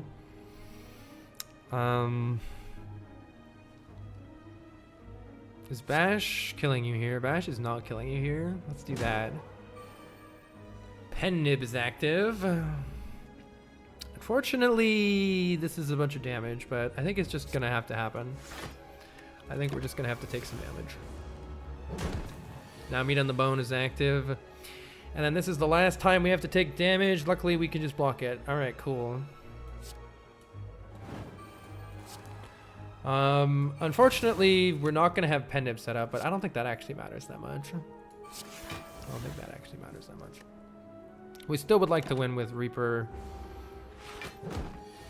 if possible, and I believe it is possible here. Reaper for 38. Too bad it doesn't heal us. I think it only heals us 4 because the enemy only has 4 actual health. Yep, but then we heal the 12 from Meat on the Bone and the 6 from Burning Blood. And a Shrug It Off sounds fantastic here. We need more cards like this. Fuel for the Corruption Dark Embrace. And we're pretty much resting here anyway. We'll get a card reward from it, so let's do it. Go back up to full health. Do I want the Pommel Strike? If I could upgrade this, if this were upgraded, I would like it. But I think because it's not upgraded, I think just gonna take the 2 max health. I don't know though, it's pretty good. Especially with strength. It's pretty nice. Is it possible to have too many shrugs in a corruption deck? No. I think I take the 2 max health here, but Pommel Strike is okay as well. Alright, the Bronze Automaton. So the reason that we set the Incense Burner to 0 is now it will count up and give us intangibility on the boss's massive ability, Hyper Beam. Getting Dark Embrace in play sounds pretty nice here, so let's do that. I'm going to save the Reaper for later. So we're mostly just waiting here. The boss summons these 2 orbs, and they are going to steal cards from us. They steal the rarest cards in the deck, so they're going to steal Corruption, and then either Disarm, Seeing Red, or Whirlwind. I think it'll randomly choose between those. It's nice that we get to spot weakness here. I'm a little bit worried. We need to get some... I'm a little bit worried about using Power Through. I don't think it's wise to clog the deck with a bunch of garbage, so maybe we don't play that. I can headbutt the spot weakness for more strength. That sounds nice for next turn. I think that's pretty good. So let's play Hemokinesis on one of these nerds. And then let's headbutt the spot weakness. And I think I'm going to take the damage here rather than prevent it. Taking damage doesn't matter that much because 3 out of every 4 damage that you take gets healed back at the end of the fight. So taking some damage here is not... Oh, spot weakness was a mistake. I didn't realize that they wouldn't attack. Is that random? Has a 75% chance of using stasis until it's been used. Yeah, they already used stasis. Otherwise, 70%. Oh, it's okay. It's only a 30% chance of attacking with beam. Interesting. So we got unlucky there.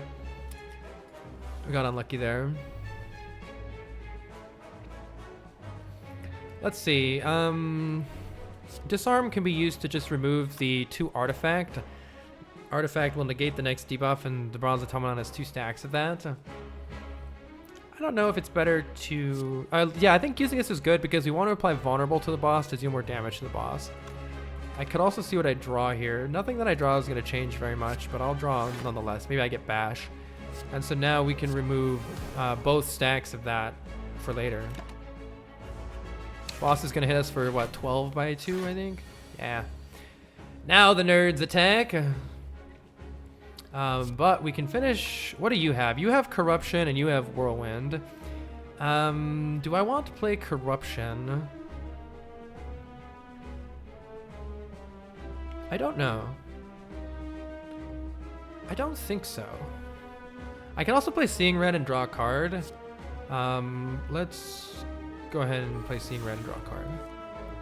Dang. Would have been nice to get spot weakness. Alright. Well, we do get a defend. That's good enough, at least. We can prevent the 8 damage by just killing this nerd, and then we can play the Corruption or not as needed. So maybe I'll do that.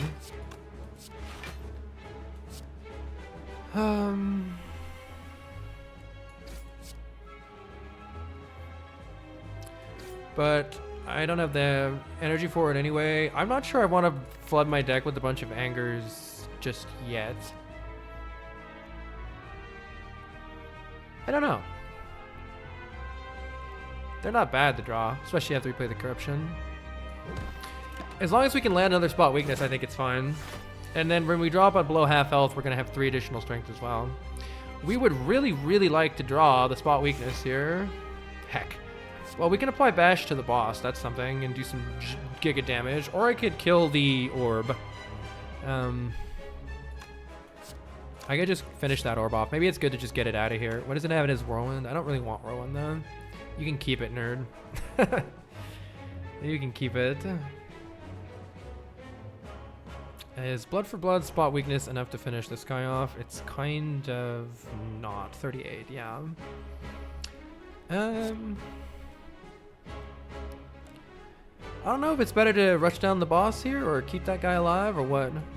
Not really sure here. I want to see if maybe just the passive damage. Oh, I should have paid attention to Pen Nib. Oopsies. I didn't pay attention to that. Could purposefully not play this and do like a big emo or something, but nah, let's just do it.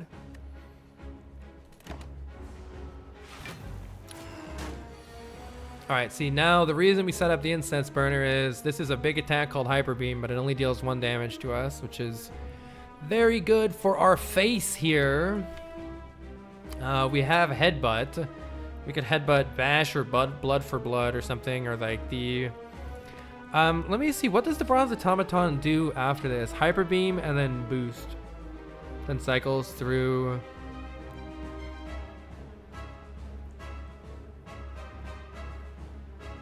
where does it go after this boost attack? I don't know. I'm kind of salty that the spot weakness is once again on the bottom of the deck here. My question is the Bronze Automaton going to not attack next turn? Because if the Bronze Automaton is going to not attack next turn... Oh, it does say boost after Hybrid Beam. I am once again very salty about this spot weakness. I'm gonna leave this nerd alive in hopes that it attacks and I can spot weakness that nerd. It might not work out that way though. As far as which thing to headbutt goes, Blood for Blood is damage. Vulnerable is maybe more damage in the end though. So I think it's better to just apply vulnerable with bash. I don't know for sure about that though. Diabolic Soul, thank you so much for the 6 months. How can you access that extra enemy info book? That is a mod. Where are my mods? That is a mod called, I believe, Bestiary. I have a couple mods that... There's also Info Mod. I don't remember what that one does that's different. But everything is the same, but you backflip on backflip. Alright. Yeah, I don't know the right play here. I am going to just headbutt the bash to try to start working the boss down here. And then to that end, I'm definitely going to play Hemokinesis. And I'm going to strongly consider just playing the Reaper, just so I get it out of the deck, and I'm probably going to take a whole bunch of damage anyway. So I think I'm just going to play it now and heal up. Oh, it draws. Oh! I made a mistake because it draws. I should have done the Blood for Blood and drawn it with Reaper. That was my bad. Then I could have done a lot of damage by playing the Blood for Blood. Infomod shows you the potion chance. Does HP reset or save between floors? You heal 75% of your health at the end of an act on Ascension 20. Otherwise, I forget exactly which Ascension adds that, but one of the Ascensions does that. Heal less, Ascension 5. Alright, alas, even though I left this guy alive, it was not helpful for us here. Let's play a shrug, see what we draw. At the very least, we can get rid of this nerd now before the nerd applies any buffs to the boss. And at this point, we're pretty much just trying to deal as much damage to the boss as possible, though I definitely messed up a bit by not applying vulnerable there. As you can see, lots of damage headed our way. However, Bash is going to help us actually win here, and we do have a pen nib coming up next turn. Maybe we can pen nib the Blood for Blood next turn with vulnerable. That'll be big damage. And we're not taking that much here with power through. Let's see, half health for us is 41. Do I definitely want to play this power through? I think so. I don't think I am desperate enough to try to get below half health here. However, I don't mind taking some damage. So maybe it's good to deal some here. This thing needs to die at some point, and that sets the pen nib up. In case we only draw the Blood for Blood. Alright, Blood for Blood is doing giga damage here. Maybe there was no need for me to even take that. It looks like probably not. But it looks like we're just fine here. In fact, it almost would have been better to take a little bit extra to heal with the meat on the bone.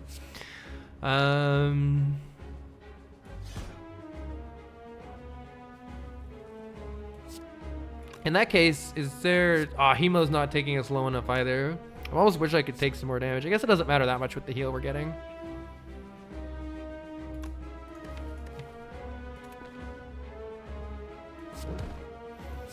Boss is going to get some amount of block. It's 12 block.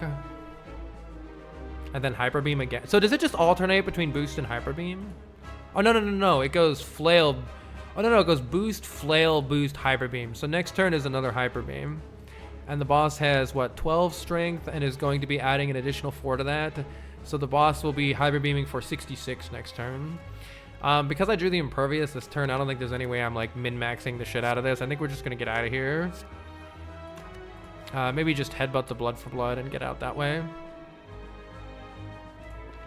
That'll increment the Incense Burner one more and is still a guaranteed turn kill next turn, assuming I understand how this game works, and I don't. It's only High Beam if you have Intangible. Oh, so it goes through the whole list again. Oh, it starts over Flail. Oh, okay, so we're actually only right here. I see, we're only right here on the cycle. Okay. Well, in that case, I can at least play Corruption and see what I draw. Maybe there's a chance that something magically gives me 20 block cards back to back right here. All right, it didn't. Let's get out of here. GG, we beat Act 2. We get 72 gold, a Heart of Iron for 6 Metallicize. That's kind of a good potion. Maybe that's better than some weakness. Let's look at the card. Ooh, we have another Reaper. Double tap to play a card twice. An attack twice. We could double tap Reaper. Or Feed. Feed is good to increase our max health. Makes it easier to get value from meat on the bone or red skull. I do like feed here.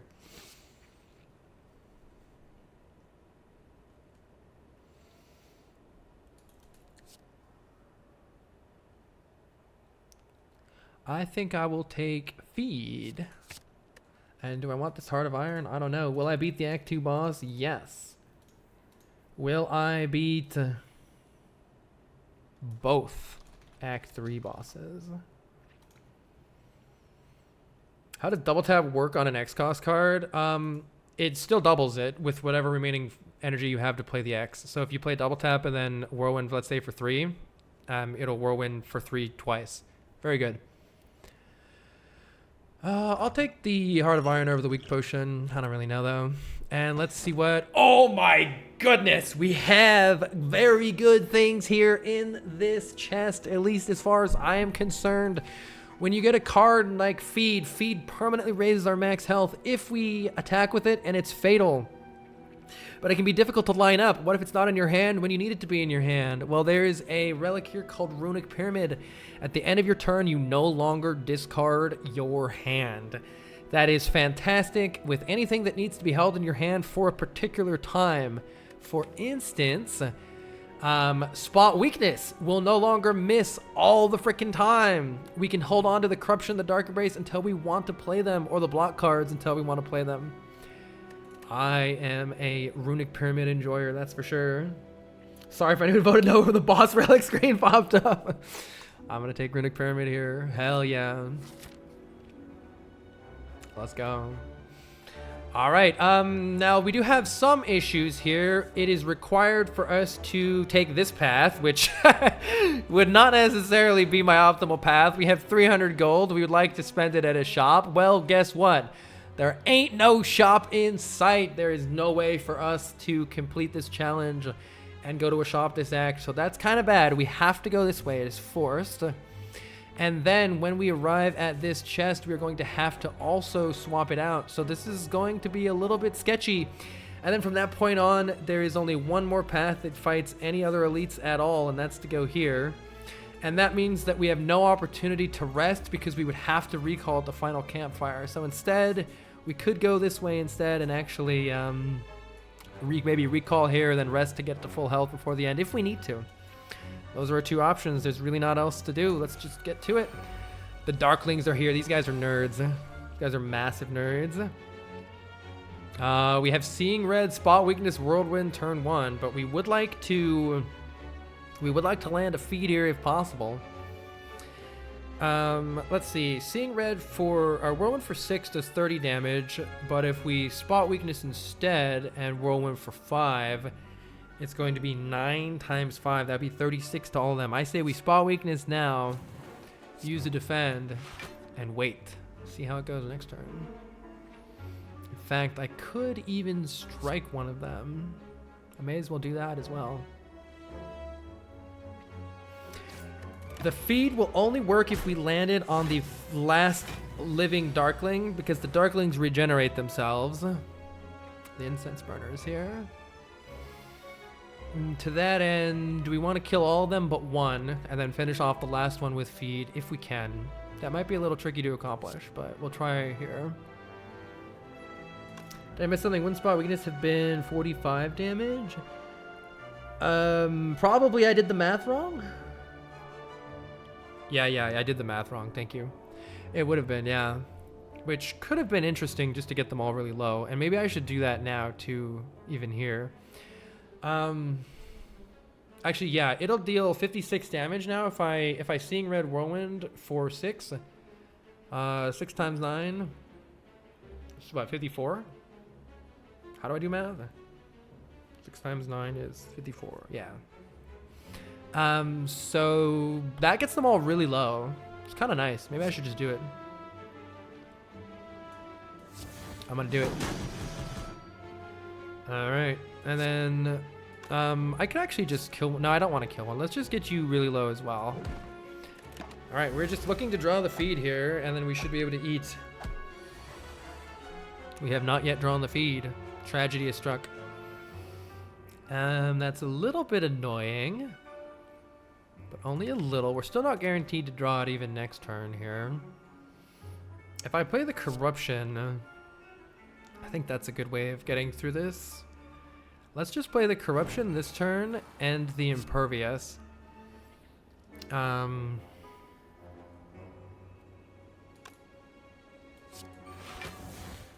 And then I would like to, in order to guarantee that I get it on the turn after next, I should play one additional card here.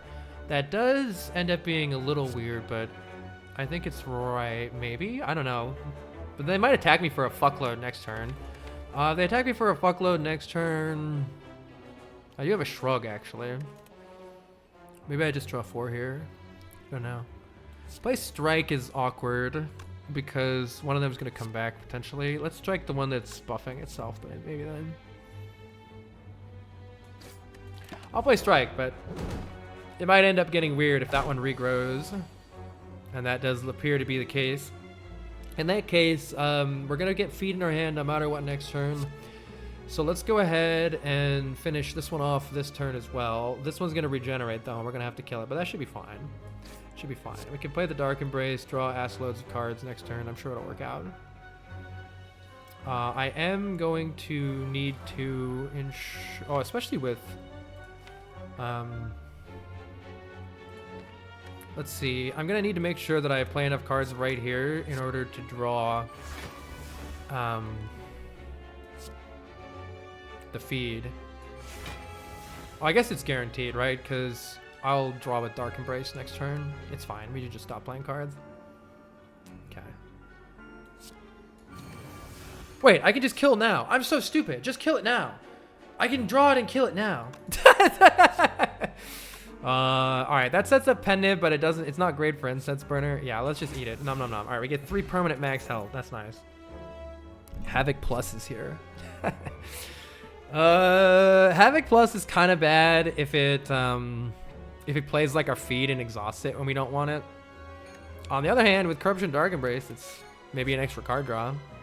More cards to master. You know what? You're not wrong. You're not wrong. Oh, you're not wrong.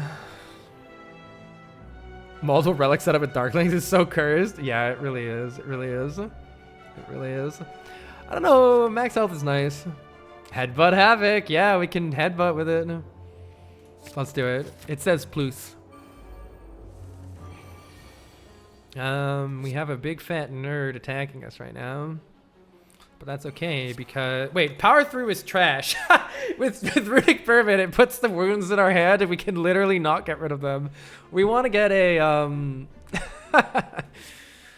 surely it'll be fine for just this fight. I just pen-nibbed in anger. I'm pretty good at this game. I'm pretty good at this game, chat. Let's see. Yep, I'm pretty good at this game. Look at how good I am. Oh my god. All right, well. I can draw the Power Through again. I can draw the Power Through again. Oh god. If I headbutt Power Through seeing red, oh my god. Yeah, I could just Reaper. I think that that's much better. Please don't do this. All right, let's just bonk some nerds, I guess, and take some damage.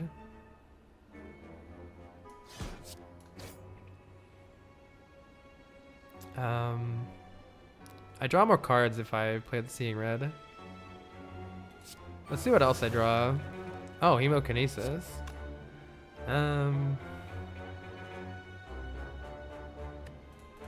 Everything is fine. I should have just played the 1 defend is what I should have done. Like, even though it's just a 1 crappy defend, I should have just done that. Oh, everything is fine. So fine. I want to draw more cards, so I'm playing this. I want to draw more cards and get out of this fight, potentially. Hey, Impervious is here. Okay. Corruption is here. Let's look for the Feed. Now we can spot weak. Oh, I should have played Spot Weakness, Headbutt, the Spot Weak. Yeah, I just realized I could have Spot Weakness twice here. I saw it after I did this, unfortunately. Let's just try to find the Feed. try to find the feed. Okay, there's the feed. Let's wait till next. Oh, it'd be nice to win this turn. But that's not happening, right? Because I have no energy generating cards in the deck. We already used the one that we have. Havoc is an energy card. Wait, if I draw the Havoc and then I can headbutt something, maybe I can feed this turn. Let's try it. Havoc is here. But wait, no, I think I would rather Reaper anyway. Yeah, no, fuck that. Let's just Reaper anyway. Ideally we want Bash. Is Bash in the discard pile? No, Bash is still in the draw pile. We actually want Bash. And let's... Wait, I think I shouldn't have cleaved right there. Darn it. Yeah, my bad. I shouldn't have cleaved. Because now I just have to play Reaper for 8. I could have Reapered for a little more. Yeah. Oh well. I guess I may as well wait. I may as well wait to get more stuff on Incense Burner. Yeah, we're taking one here, but whatever.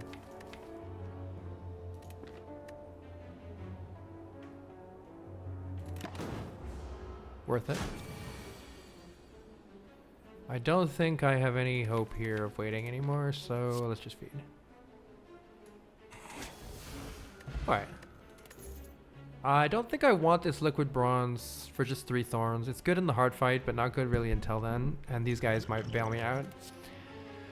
Another power through is not what we need without getting some way to exhaust cards. We seriously would like a second wind here to exhaust cards. Maybe I should have just taken the True Grit, but more max health.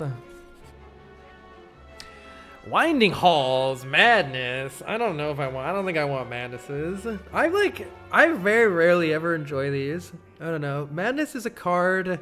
It adds 2 cards to our deck, and so one of the maybe it's actually good with Pyramid here, but Madnesses are a card that makes another card in our hand cost 0, and it will always cost 0. The problem that I have with that is a lot of our cards exhaust, and so the whole benefit of it costing 0 is kind of like whatevs. I could see it being good with the Pyramid, but it also gives us a dead draw potential on turn 1. Like if we draw a hand that strikes, defends, and Madnesses, we're pretty sad. When are you gonna master Madness? You know what, Roro, asking the real questions here. If you play Corruption, Madness will always land on attacks.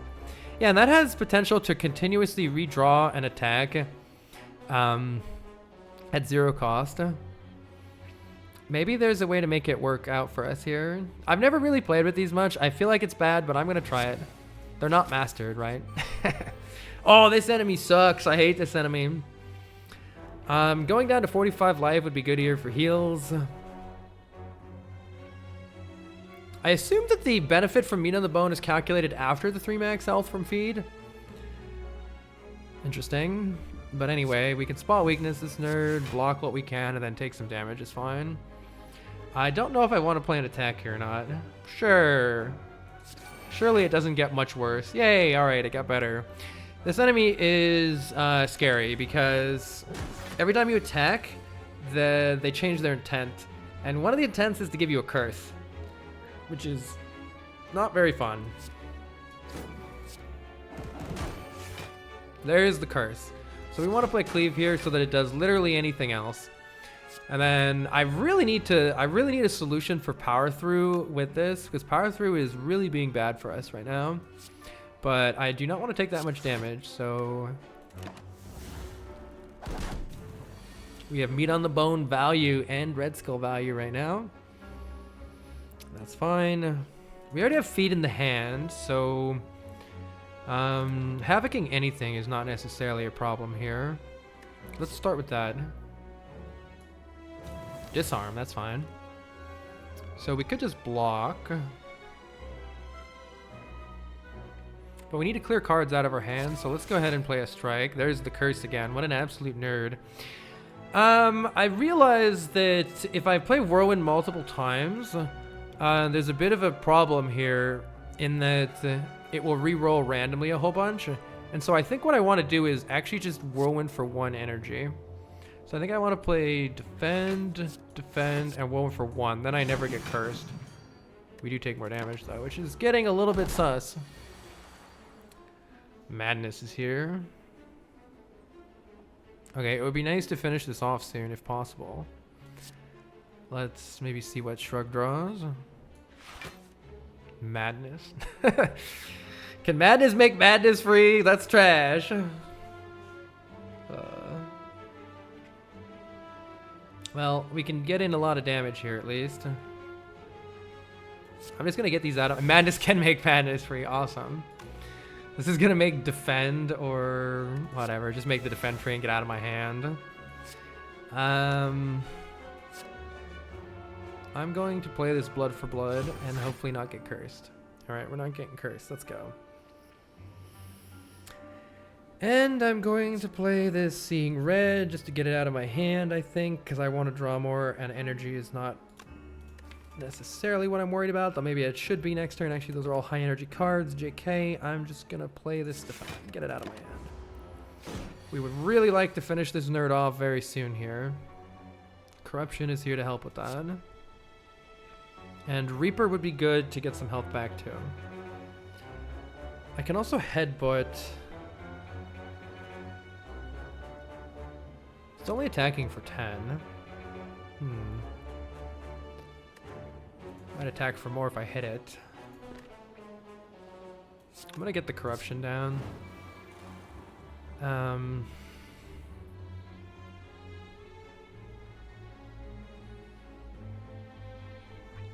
Headbutt spot weakness helps us heal more next turn. Reaper is currently healing for 11. Actually, we don't want to heal for that much more than that. Yeah, actually. So I think we want to just finish it off. We want to do Reaper and Feed to finish it off. But it needs to be damaged just a bit more before it gets to that point. Let's maybe headbutt something like Bash or something. Let me see what it's doing. Does it tell me? Hopefully that's already changed. Oh, I don't have Bash in the discard pile. Spot weakness is nice. Oh, it is going to change. Oh, you little shithead. I wasn't sure it worked like that. In that case, I'm going to... What other cards do I have to draw? Oh, it's going to draw me Bash. I'm going to have to take that damage no matter what. Well, in that case, I'm just going to get the Dark Embrace in play. And then I'm going to spot weakness it again so that when we do more... Actually, I could do this, but then we might get cursed. Let's not get cursed. Oh, you little... you little butt. All right. What I'd like to do is Reaper and then Feed on it. Reaper's going to deal 15. Feed is doing 21. With an Anger in the middle, is that enough to do what I want? The thing about this is it keeps getting block. Increases block each time. So 15 is going to reduce it... how does math work? To 26, but then it'll have 3 blocks. So it'll be at 26 with 3 block. This will hit it for 17, which will hit it for 14, which will hit it down to 12, and then it'll be 12 with 6 block, and then that kills it. Okay, that's good. So no matter what, if I've done things properly, this feeds. Now, while we're at this point, actually, I should wait, actually. A couple turns if I can. May as well at least wait a turn here. It's gonna gain some block next turn. Hopefully that doesn't fuck anything up. I am legally a math tutor. Malleable math is so hard, yeah. Next fight is a hallway fight. Well,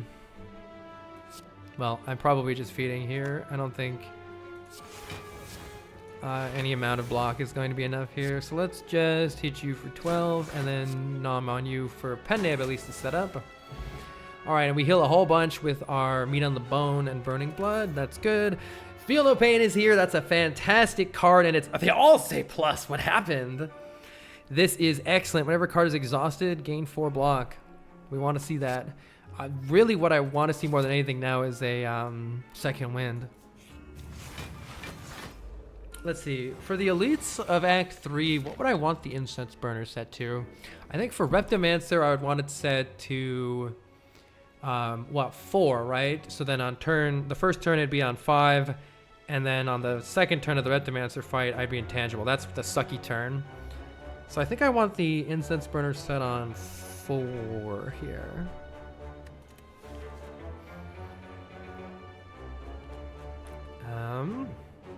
Well, this is kind of awkward. This is kind of awkward. I think I'm just taking 21 damage to the face here. 4 is good for weapon nemesis, 2 if you're scared of Giant Head. I could use a potion. Maybe this isn't a bad use of the Heart of Iron. I don't have any exhausting cards other than this Reaper, but Reaper's not going to heal me right now because it'll only hit their block and it won't heal from block. So I don't like that very much. So I'm thinking I just pop the Heart of Iron or do nothing here. Oh, Reaper does have Pen Nib actually. So Reaper would heal a bunch. Wait, does Pen Nib Whirlwind? Could that have just killed? I didn't... Oh! No, it wouldn't have killed. It wouldn't have killed. I didn't notice the Pen Nib though, so... Maybe I just do this anyway. Maybe I shouldn't have played the Feel No Pain. Yeah, I shouldn't have played the Feel No Pain. That's my bad. This still gets them quite low though, and then I can Reaper next turn or something. You're buffing, so let's get you down here. I do want to try to feed. Ideally, if we kill this turn, it'd be nice. I don't know if that's going to happen or not here. Thinking not. What is card mastered? So if you look here, and every time we win a Ascension 20 heart run with a card, it becomes mastered. And this mod has settings so that you can make it so you have to win with 1 copy, with 2 copies, or with 3 copies. I'm going to try to master every card with 1 copy, and then if we successfully do that, then I'll try to master every card with 2 copies after that. Potion Preservation. Let's see what we draw with Shrug here. Corruption. Nice. This should help. Do I wish to use the Seeing Red this turn? Oh, I wanted to win last turn anyway. I messed that up. So let's try to wait a bunch. Hopefully we can kill one of them and then go from there. Maybe I can just kill this guy. I'm currently taking a couple damage. Can I finish you off instead? Yes, I can. Let's just do that and not take any damage. Exact lethal. All right, what are we gonna headbutt? I'll headbutt Shrug. Sounds good for next turn. All right. I guess Reaper's not really helping me here because my threshold for half health, I'm gonna heal for 12 from that. Actually, maybe I can get more life than that off of this Reaper, though. Yeah, maybe I can. So in that case, it's a little tricky because I don't want to actually win, though. And it doesn't actually give me stuff with that. I'll have a free Reaper for later, sure. Disarm one of these nerds, sure.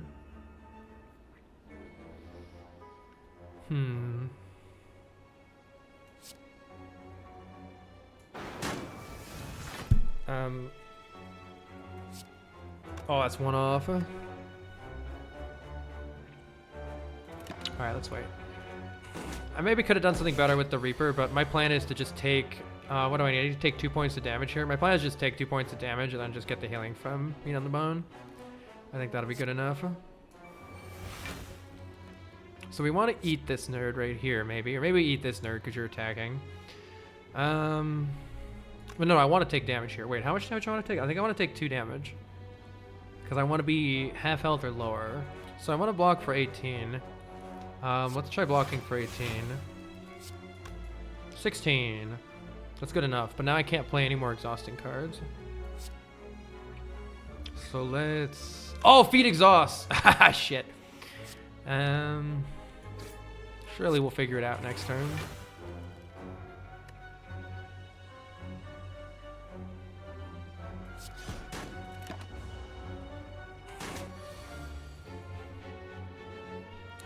So half of 96 is 48. So yeah, I want to take 3 damage before finishing this fight, if that's at all possible here. Hopefully it is. This doesn't kill, so let's just play it. And I want to kill on Incense Burner being on 4. So I don't want to kill next turn either. I want you to actually hit me right now for 3. How can I make that happen? Every time I... Let's see. I want to have 17 block. This blocks for 9. I don't think that's happening. Yeah, with Feel No Pain, I don't think that's happening. This blocks for 12. I think I'm just going to take... I can take 2 and hope it attacks me next turn. Yeah, let's take 2. Let's take 2 and hope it attacks me next turn. But if not, we're kind of cooked here and I need to just... Aw, you nerd. I'm too lazy. Like, I could wrap... maybe I shouldn't be, though. I could wrap all the way back around, wait another 6 turns, and try to do it then. Wait, what if I just kill with Hemo? Hold on. Wait. But I messed something up, didn't I? Why didn't... I messed up the number, I think. Ah, fuck. Fuck me. I messed something up somewhere in there. Yeah, the math was wrong. Alas. Oh, Ascender's Bane is why I didn't take damage. Because I drew Ascender's Bane exhausted. And so I did the math right, but I didn't incorporate Ascender's Bane exhausting to Feel No Pain. Dang it. All right. I think we just leave the... I think the Incense Burner being on 4 is more important than anything else here. Let's just do that. A second Dark Embrace. Actually, I don't need that much card draw with Runic Pyramid. Actually, I don't think I need this. Is Feel No Pain the worst card in the game? I don't know if it's right to take this or not. Drawing lots of cards is nice, but can I actually play them with Pyramid? I don't know. I don't think so. Yeah, don't forget the pendant. All right, Burning Elite. Is it? It is the giant head. Dang it. So we set everything up. Unfortunately, not in the correct way for this fight. I just penned... God damn... Well, it was going to happen anyway. I just penned him to strike. I forgot immediately. I immediately forgot. Just evaporated out of my brain. All right. Is there anything I don't want the Havoc here? Technically the feed. But that's it. I don't mind. Actually, I should probably... This is tricky. This looks like it might be tricky.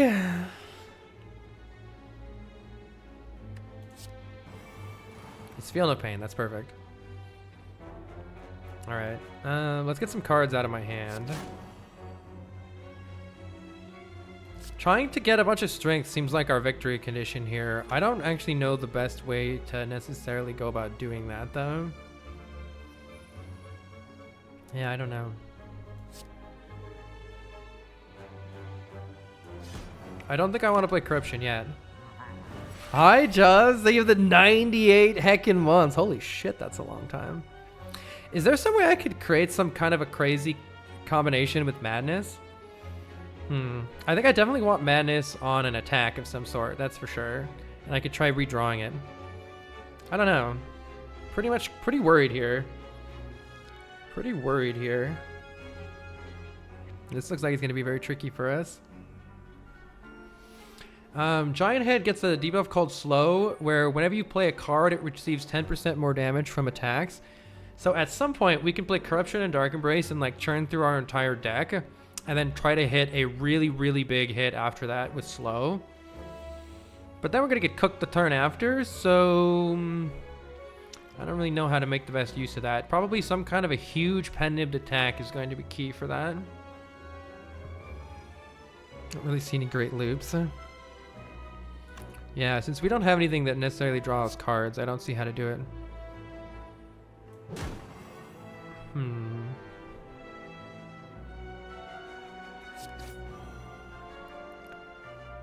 I need to get some cards out of my hand, so I'm going to play this just to get some cards out of my hand so I can keep drawing here. I am worried, though. Here comes the 40. All right, so I think I'm going to have to play Corruption. I could play Shrug first. But I'm worried. I'm worried about how we're going to do this successfully.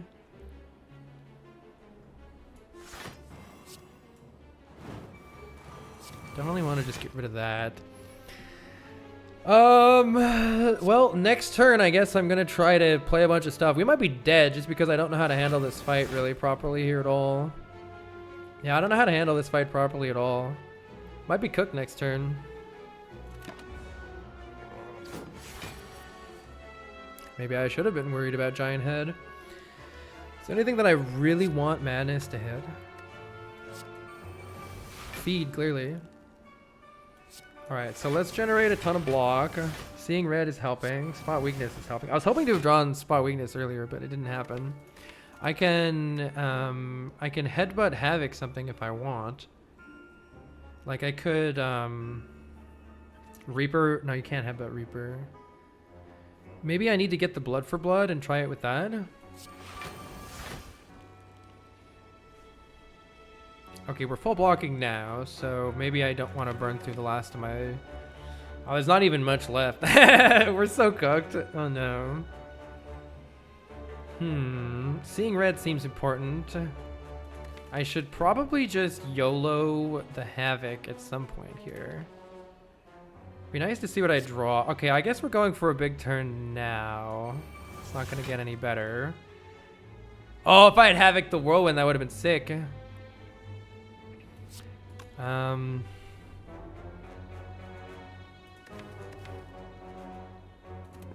Yeah, I don't know. I'm happy with anything. It was the Blood for Blood. I was actually kind of hoping it was anything in the draw pile except that Blood for Blood. So that might be really bad.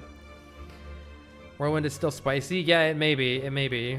Does it actually tell me? It is 16 times 6.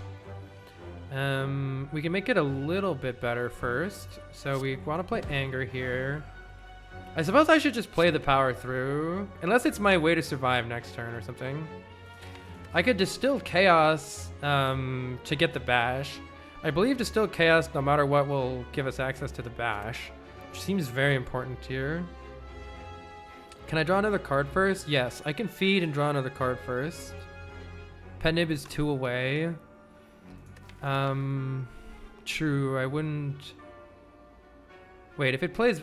so I think playing Bash and then Pennibbing Whirlwind is like our ideal thing here. Maybe I should try with the Distill Chaos so I have even more on Whirlwind. Do I feed first or do I just try to hope that if I Distill Chaos right now... There's a pretty high likelihood that it hits the Bash, and then that saves all my energy. Which feels important here. Feels important here. If you feed first, Chaos might use a pain. Yeah, exactly. That's why I was worried about using the feed first. So I think I'm gonna try... Actually, I could power through. I could power through. But then if I draw the Bash, I'm sad. I'm kind of sad if I draw the Bash. Because I don't want to use the energy to play it. I want to still... I'm just hoping that if I drink this, it plays Bash. It did Bash. Let's fucking go. And now Pennib is active. I want to play as many cards as possible that aren't... Unless I'm not killing no matter what. 59 damage 6 times. That's over 300. Yeah, we can just get a kill here then. Make sure I don't fuck this up. Is there any chance I'm feeding, actually? Hold on, maybe this doesn't kill and then I can actually get a kill with feed. Feed is 92 damage. What's 59 times 6? It's just under 360, right? Because 60 times 6 would be 360. And this is including the pen nib, right? So this is perfect. We can use this and then feed. Feed isn't 97. Right. Because feed will lose that. So it'll go all the way down to 48. Oh, let's go. We ate the head. Let's go. Oh, we got a White Beast statue. Now we always get a potion every combat. That's nice. We've acquired the first of the 3 keys that we need.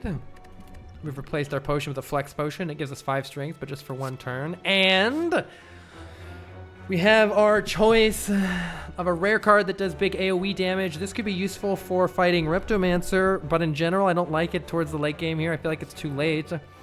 Shrug is a nice card to keep our Corruption Dark Embrace shenanigans going. So I'm leaning towards taking the Shrug It off. I also don't like how this creates the burns. Need I say it? Mastery, though. Wow, we need to win or we don't master anything. So the way the mastery works is you need to win in order to master stuff. If we don't get a win, we don't get any mastery. So I'm leaning towards the shrug, but let's look at what's happening up here. We actually only have one more elite fight possible, and we have Whirlwind for Reptomancer, right? It's fine. We are fighting this Bird Nerd. Bird Nerd hates when we play powers and gets angry. I might take the shrug. I would really like a source of exhaust here. Glowing Tesseract is interesting. We could pay some life to add colorless cards. I find there's often a lot of really good colorless cards, and many of them say exhaust, so I'm willing to do this, especially because with the Singing Bowl, each one of these card rewards, we can actually skip it for plus 2 HP. Parity is here. That is a way to exhaust cards. That could be really useful. Getting a random skill can be nice too. 0 cost 6 block skill. It's okay. Ooh, another parity and a Master of Strategy. Some very nice card draw, and it says exhaust. I am definitely going to pick a Master of Strategy here, unless I want 2 parities. Yeah, parity is good with the pyramid. I agree. I'm going to take at least one of these parities. I think I'm going to take parity. I'm not super stoked on good instincts here, so I think I'm going to take more max HP. But extra skills that block aren't bad with Corruption Dark Embrace. Or with 0 cost is not bad with Pyramid either. So this is not a bad card. Forethought. Put a card from your hand on the bottom. I don't think so.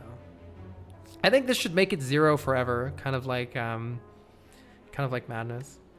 I'm gonna take 2 here, and then I'm gonna take this parity. This is useful for actually being able to exhaust cards from our hand. Such as when we play our power through and gives us 2 wounds, we can actually get rid of them. All right, what's our event? Find potions. Well, that's kind of weird. We have a Swift Potion to draw 3 cards or an Entropic Brew to get random potions. Thing is, we already have White Beast statue. We have some regular combats coming up, so what do we plan to use in a regular combat? Maybe Entropic Brew has a fairy. Fairy in the bottle would be really nice to get. So maybe I ditch one of these potions. Is the deck infinite yet? Maybe with the 2 exhaust cards it would have been possible. But no, there's no loop that it can make a loop. No, you need a loop. To make a deck infinite, I think I would need to use Madness on something like a Pommel Strike and then get rid of all the other cards in the deck. Like a Shrug It Off and a... If I make Shrug It Off 0 cost with Madness, exhaust away everything else. But I don't have a Pommel Strike. I'm going to get rid of this for the Entropic Brew. It might be a mistake, but I'm fishing for Fairy in a Bottle here. We have to open this chest, and we have to take the Sapphire Key. We're not allowed to take the Regal Pillow, or we won't be able to fight the Heart. We need this key piece. And now the question is, do we want to fight an Elite? Or do we have some use for this? The main draw that I could see of skipping the Elite is we could recall here, and then actually rest to full health later on. Otherwise, we're going to try to maybe heal up to full with Reaper, but it's proving to be pretty difficult to do. I'm going to keep trying.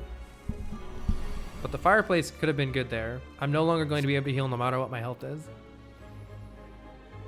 which might be suspicious. Right here is actually good to take a little damage to get to meet on the bone range. So let's do that. Half of 103 rounded down is what, 51? So it's actually good to take 8 here.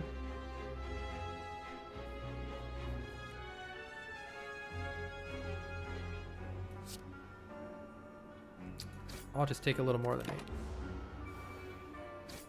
8. It needs the rest when you can eat meat. Let's see. Impervious might be useful next turn when this guy blows up, though we can certainly just kill it. Let's play Shrug It Off first and see what we draw. We have some energy for next turn. I'm gonna play Feel No Pain and defend, and then taking another 4 here because this is one off of killing. I do have Dark Embrace in play, so I could play the Madness and see what it draws for me. Hemokinesis.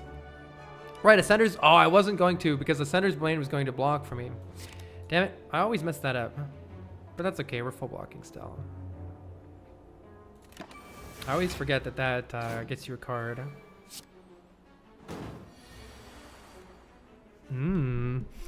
Let's land a feed here. Feed perfectly gets this nerd, so may as well do that. We are going to run into a small issue here. Going to run into a small issue here where these spikers keep increasing their thorns damage, and we're gonna have to deal with that at some point. Probably I can just play Corruption and a whole bunch of block and actually just play Reaper and gain a buttload of health. That would be really nice. And it would be even nicer to potentially get like a headbutt or maybe get some more strengths before then.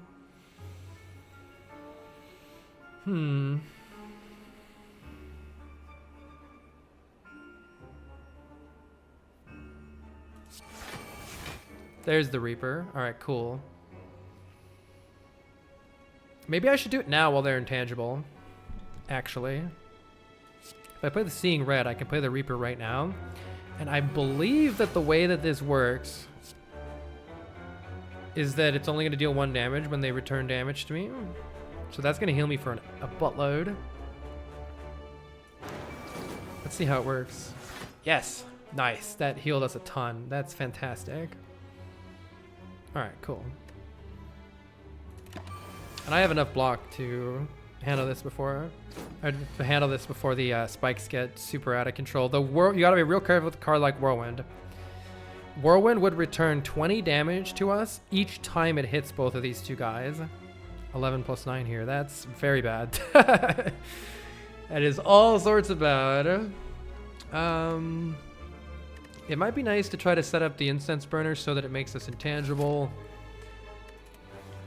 How are we actually killing these guys? Let me try to figure this out. I can play a ton of block cards and just bonk one of them. That might be the key. Bash Blood for Blood is going to kill one of them.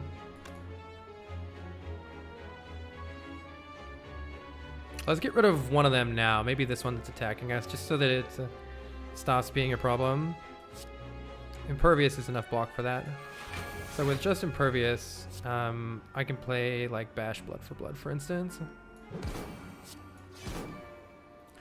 Get rid of this nerd, and now we just have to deal with this last one. We can use Parity and Power Through to generate a lot of block here. We just need something that's actually going to kill it. And I don't have 2 attacks that are going to kill it right now. But I could headbutt the Bash potentially. Havoc. Havoc can't bite me in the ass, so let's use it. Nice, tons of block. All right. Let's go ahead and headbutt the Blood for Blood, which will exactly kill it here. Incense Burner's on 2 though. Do I want to wait to kill it? Or just kill it now? I'm not too sure how many turns I'm going to be able to realistically wait. It's also going to ruin my pen nib. I forgot about that. We're probably fine. Smiley face. Dexterity potion. I'm going to discard the Heart of Iron. Drink this. See what potions they have. 2 strength or 2 energy. Or some additional block. I think these could go either way. I'm gonna try to keep cycling through the potions. I think another spot weaknesses maybe makes sense here to get some additional strength. That sounds smart. Let's take that. I'm often craving more strength. Oh, I hate this enemy so much. I hate this enemy.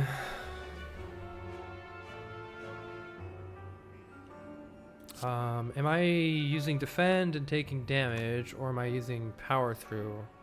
Let's play defend power through. Use one of these madnesses. Wait.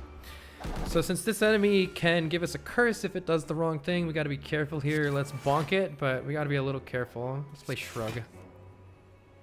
Lots of damage coming in.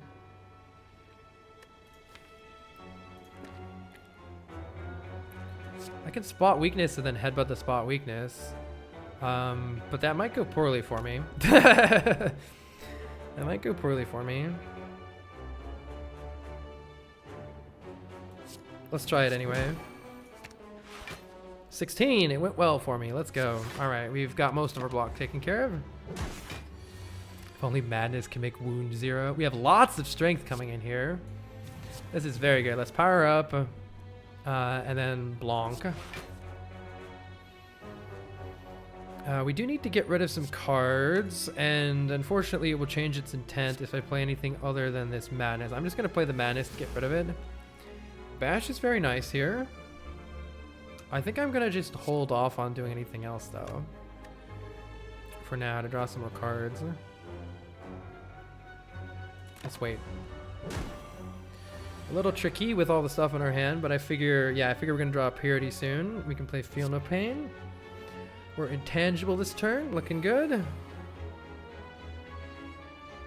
Let's go ahead and apply Bash. See if you're gonna try to curse us. No curses yet. Let's draw some cards. We're gonna want to try to win. We're gonna want to try to Reaper back to full health. So we just need to draw the Reaper. And then we're also going to want to win with feed here. Pyramid is so good, yeah. Pyramid is so good. All right, we can take our time here. I do need to clear space in my hand. Purity is going to be good for that. Let's just get rid of this. Get these cards out of here. And let's just play Havoc, see what we get. Well, Impervious is a waste, unfortunately. But let's deal some more damage. One more hit here unless it goes Curse. It didn't do Curse, so let's wait. I probably shouldn't have Havoc, but whatever. Now you're cursing me. Curses! That's okay, we will prevent that. Let's just play a strike, get it out of my hand. 24 damage coming in. We can generate some block with this. And some block there. I think taking a little damage is okay. We're going to heal some of it back with Reaper. Hopefully. Hopefully we're going to heal it back with Reaper. Let's see. Corruption. Seeing Red. Dark Embrace. Draw some cards. Applying Bash seems good. I'm pretty sure no matter what I can remove the curse. 36 is a lot. I would prefer if you didn't do 36 to me. Let's go ahead and bonk it then. Hopefully it doesn't curse us. Yeah, 21. There we go. Much better. Let's wait, and then I think we're ready to Reaper and feed here.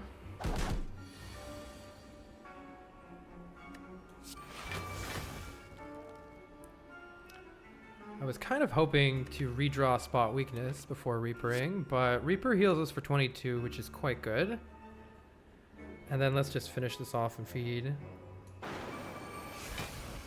Oh, we have Pen Nib. Do I care about using the Pen Nib on this? Not really. Let's just get out of here. Got lots of health. I'll take the Strength Potion. Shrug It Off plus or True Grit. True Grit could really help us out if our hand is really super clogged up. But we have the Purity for that, and this says plus. Let's take Shrug plus.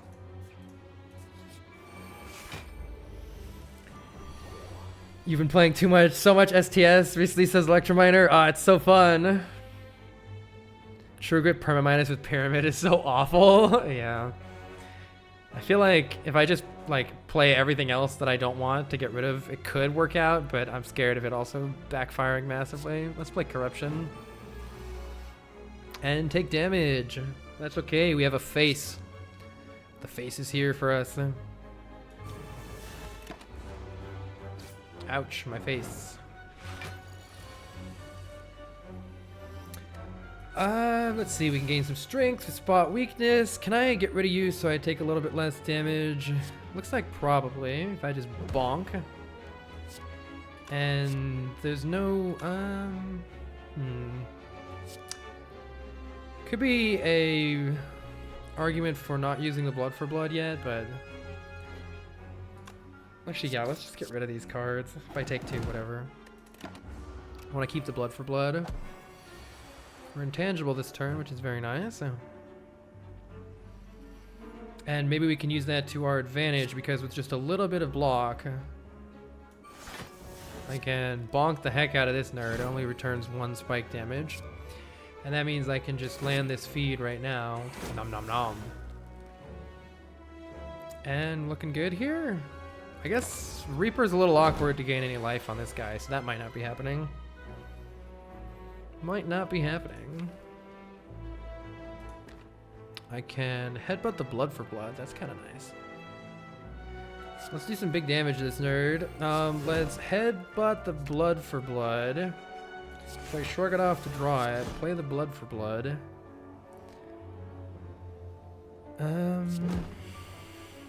And Whirlwind for 5 is on Pendib would just kill. I think it's probably worth my while to set up. The next fight might be an elite. Let's have the incense burner on 4. I think that's what we want for that. So let's do that. Let's get the incense burner on 4.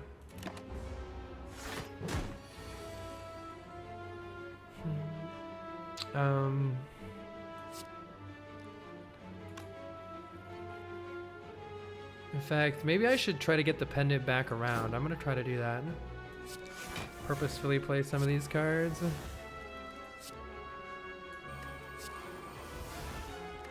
Free Reaper is nice.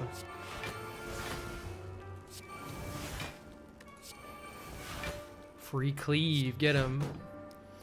Okay, we're gonna want to use this Reaper at some point here to get as much value out of it as we can. Let's wait on that for now. Let's go at infinite. More attacks is good. Actually, maybe I just end the fight. No, I want to end the fight next turn. You're gonna generate more block though. Is it 35 more block? Surely we can do that much damage. It'll probably be fine. Smiley face. Yeah, I want the incense burner on 4, so let's wait one more turn here.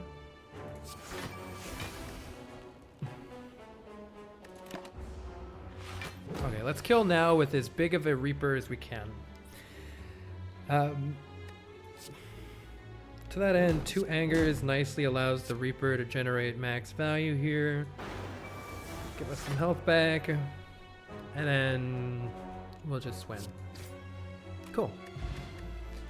More flex potions that I don't want. I don't think I want an upgraded blood for blood. Armaments would allow us to just like upgrade 1 card, but it doesn't seem really worth it.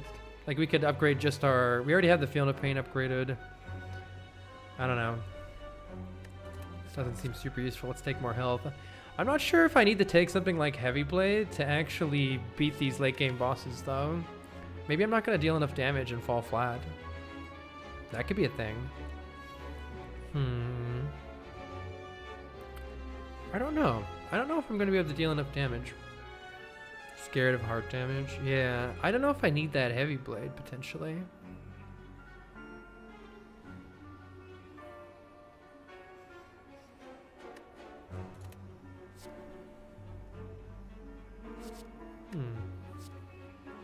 We probably do need something like this. Let's try it. Oh, we got baited. we got a fight. All right, Master of Strategy, you're here. Madness, you're here. I'm just gonna play these to get them out of my hand. I probably shouldn't have taken the Madnesses in retrospect, but Heavy Blade. Headbutt the Heavy Blade. I probably shouldn't have done that because I'm drawing a Heavy Blade. But hey, we're intangible turn 2 against this guy. It's pretty good. Spot weakness is here. We can bash this nerd, and we can slamp. Boom. I could have angered and then pet nibbed that, I now realize, but such is life. Maybe should have saved that. We can pet nib the whirlwind. Let's see, we're gonna want to win. We're gonna want to finish this fight on instance number 4 again if we can, but it might be tough with this guy. This guy's kind of a nerd. There's also no problem at all of using a dex potion here if it's gonna help out. We're gonna get another potion anyway. I'm gonna use the dex pot. It's not super useful anyway. How much damage is coming in? We have 28 damage coming in, so let's go ahead and do that. I'm probably just gonna YOLO the Havoc. Am I gonna YOLO the Havoc? I'll YOLO the Havoc next turn. Clear this crap out of my hand. Really like Incense Burner to be a bit higher here. Feel no pain is great. We are very strong. I can use power through here, and then I can use purity to get rid of them if I would like to this turn, which I think I would.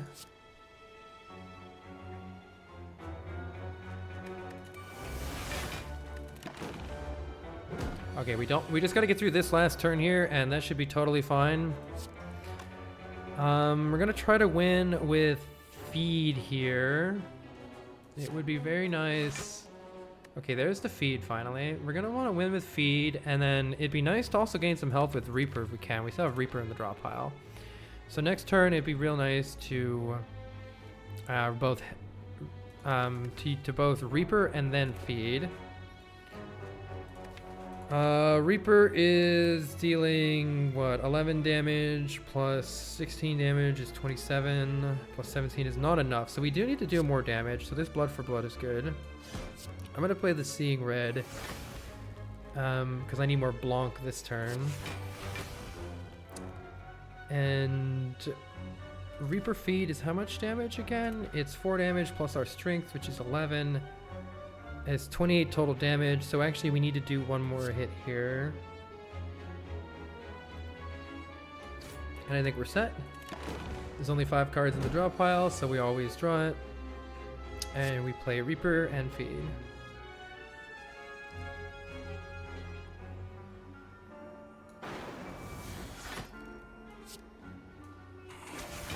Nice.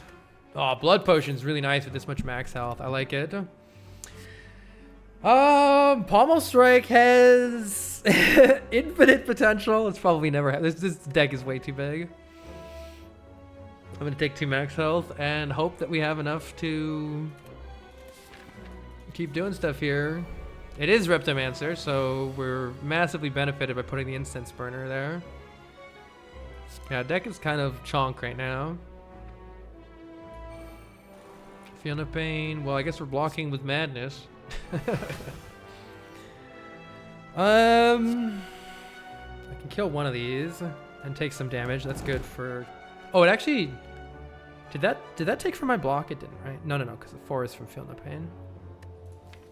Do I want the Hemokinesis back next turn, or do I want to just wait? I think I want to just wait. Sit tight here. So on this turn, Reptomancer summons 2 more daggers, and they would normally be attacking for 9 and 9 and 25. She can also attack you as well for a buttload. Thankfully, that didn't happen. We can whirlwind the crap out of all of them next turn. So that's a thing that can happen next turn. I think we'll be just fine here. What do I want to set the Incense Burner to for the boss? This boss, I think turn 2 or 3 or 4 is better than turn 1. So wherever that leaves us. I think I'm just gonna bonk these guys a little bit here. Or I could blood for blood her and then headbutt the blood for blood and just take 3. Try to do some damage to Repto. I don't think so.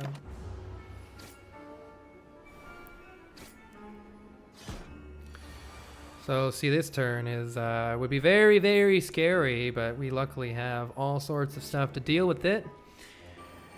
Like a free strike. I'm hoping to maybe get a bash or something. Let's see what we can draw. Havoc. Havoc could play feed, which would be unfortunate, but everything else is a fine hit for it. I have the headbutt. I could headbutt the cleave and then Havoc the cleave.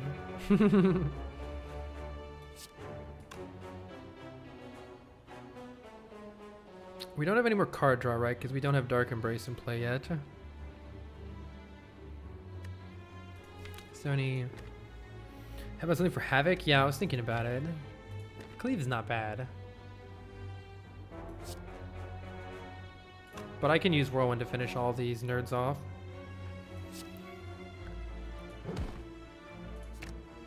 Get him, Havoc! Boom! Alright. I only need to Whirlwind for... Let's see, Whirlwind for 3 takes care of all of them. So we can... Oh yeah, I could have maybe pen nibbed it, but I don't want to necessarily do that. I think I want to save the Blood for Blood here.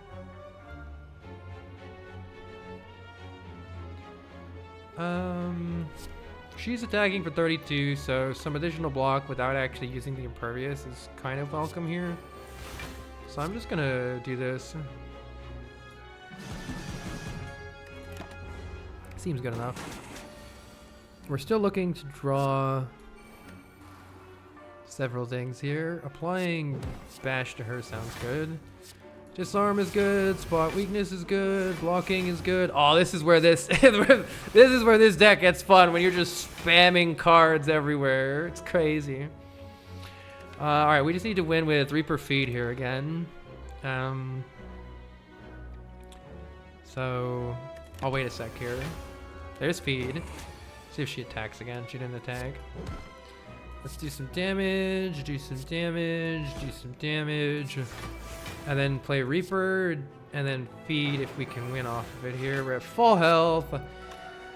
Incense Burner on 3 is probably fine for this. Let's just take it. Boom. Alright, our max health is amazing. Now we have an Anchor to help us out on turn 1. I think a Strength Potion is definitely better than an Energy Potion here. Unfortunately, I don't think that this Power Through is what I want in life. Maybe with the Purity?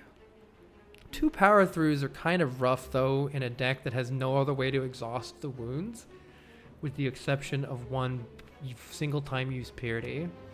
So I don't think so. But I'm a little worried here, that's for sure. It'd be better to have the Energy Pot, maybe. I think not, because Strength is how we're going to actually kill stuff by improving our Heavy Blade. I don't really know, though. We're at full health, which is good. But we have to recall here in order to obtain the final key, in order to fight the Heart final boss here. Good luck! The Bird Nerd is here. They are weakened, though. I don't know if it's in my interest to avoid playing powers for a while or not. Feel No Pain is going to be a heckin' lot of block for us, though. But nonetheless, I think I will... I have a Disarm. I'm going to play at least this Feel No Pain. Every time we play a power, the Awakened one gains 2 strength, which, due to a multi-attack, that strength gets multiplied. So it has a ×4 attack, meaning that every time we play a power, we will take 8 more damage on the multi-attack turn. Which means we've got to be really careful about playing powers. However, then we can lower the strength with this Disarm, which is nice. So we're kind of still at baseline now. Let's get rid of these Bird Nerds first. Maybe a Pen Nib Whirlwind next turn or something. Key with full HP, easy. Playing the Spot Weakness many times is going to be very important for us, I think. So we want to play these Spot Weaknesses for sure.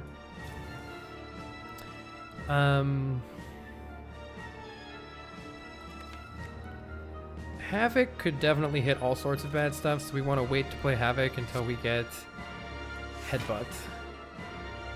And I think just for this turn... do I want to use the Seeing Red yet? A little bit sketchy.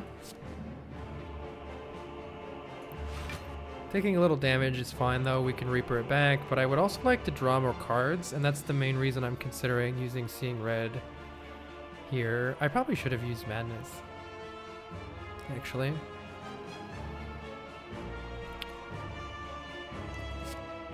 I'm going to play the Seeing Red because it blocks for a little bit and it gets stuff out of my hand. And yeah, I did just pen nib a strike, which maybe I shouldn't have done. But we're impervious this turn. Oh, the Whirlwind is here, so... But it's still good, as is. It's still good. I don't know if we want to play these Angers.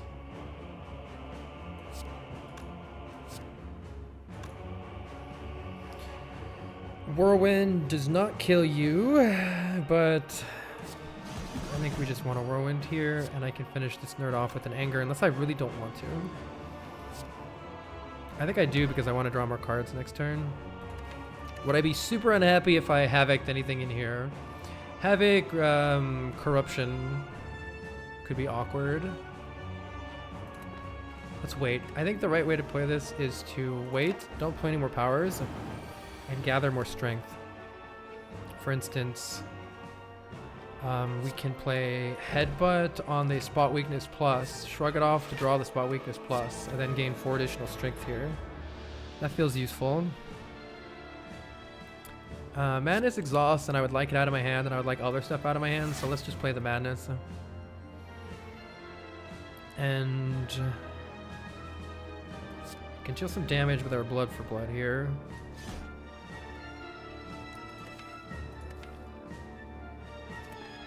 I think I wait. Take some damage is okay. We'll try to Reaper it back.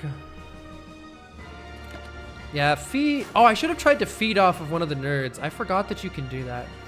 The little guys you can actually feed off of. I like this because the way we're playing right now, the boss isn't gaining a whole lot of extra power. Just has 2 strength right now. So if we could just finish off the fight like this, it would be fantastic. I don't know if we're going to be able to necessarily do that. Is there anything I would really not like to Havoc in this draw pile? I'm going to go with no on that. Maybe the Heavy Blade would be better to save, but I think it'll be okay. That's good. Ascender's Bane's gone. That worked out. And I have so much HP. I think I'm going to play this for hand space. I don't mind. Take a little damage here. Play the Madness. Just to get it out of my hand. Alright, now is a good turn to use our Impervious, unless we want to save it somehow. But overall, see, our strikes are dealing like crazy damage. Our strikes are hitting for 30 now. So this is going great. I think we just don't play any powers until the second phase here, and continue on as we are. I think this is going well. Yeah, Power Through Purity I'm holding in my back pocket here. How much damage is Heavy Blade going to deal? 70 damage on the Heavy Blade. That's very good. Is there anything I would not like to Havoc in the draw pile? No, I think I'd be pretty happy with anything. Get him Havoc. Clean. Alright, Pen Nib is here, so we can finish off this phase of the boss fight. Well, the numbers at the top of the cards, it's just the number of cards in my hand. You can have 10 cards in your hand, so... Deathkeep says, hey, I love this game. I do too. Such a fun game. I had 729 gold, by the way. Holy fuck. Feed doesn't work in phase 1, no. However, I think we just finish off this phase of the boss here. And now we play Corruption. And I think we're in really, really good shape. I'm going to try to Reaper all my health back. Bash is going to be really good for that. Let's play the Dark Embrace to draw tons of cards. And then now we get loads of block by playing these cards for free. Very good, very good. Let's work on finishing this nerd off. I think we're in great shape here. We're going to want to play Reaper next turn. Or I could even try to Pen Nib the Reaper to heal even more.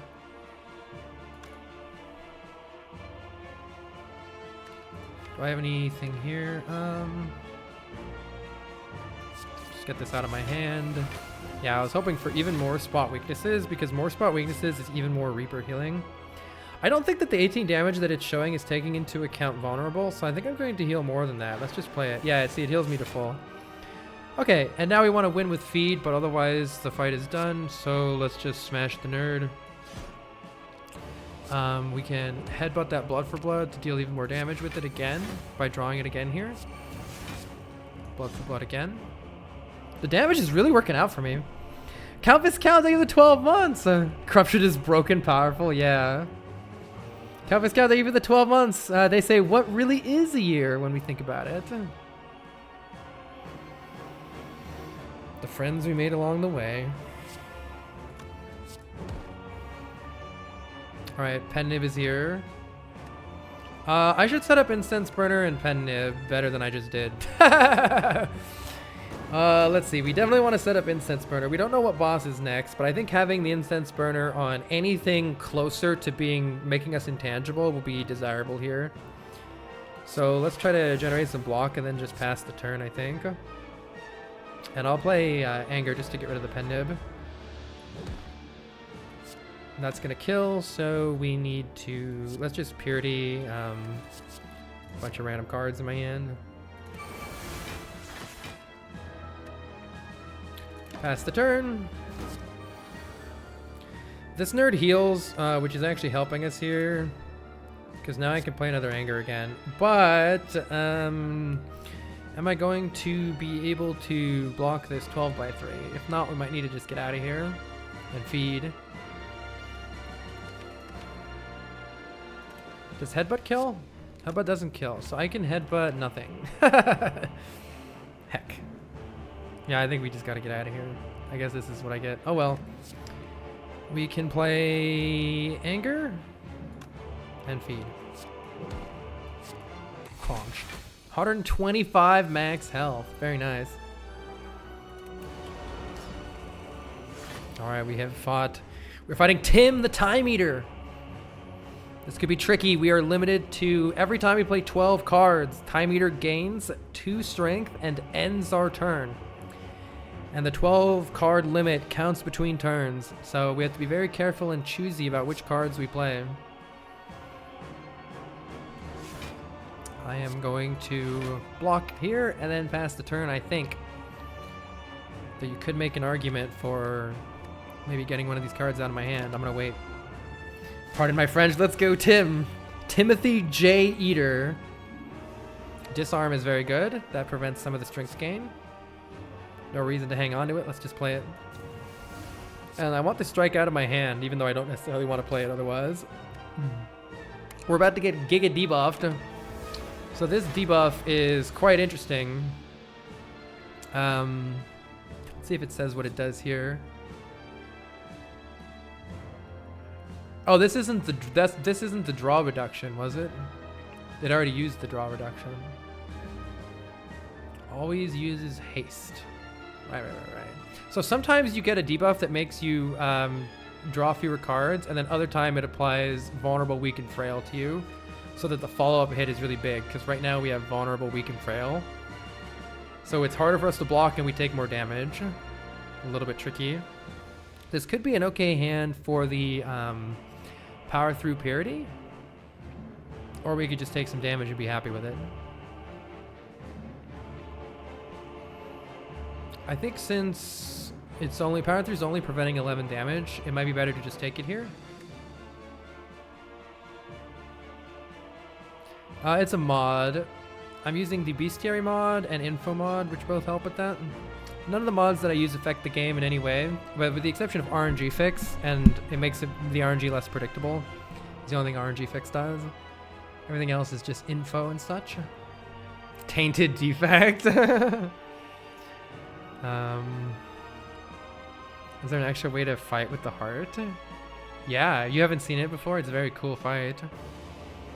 I'm thinking about just taking a buttload of damage here. I don't really know what to do in this turn.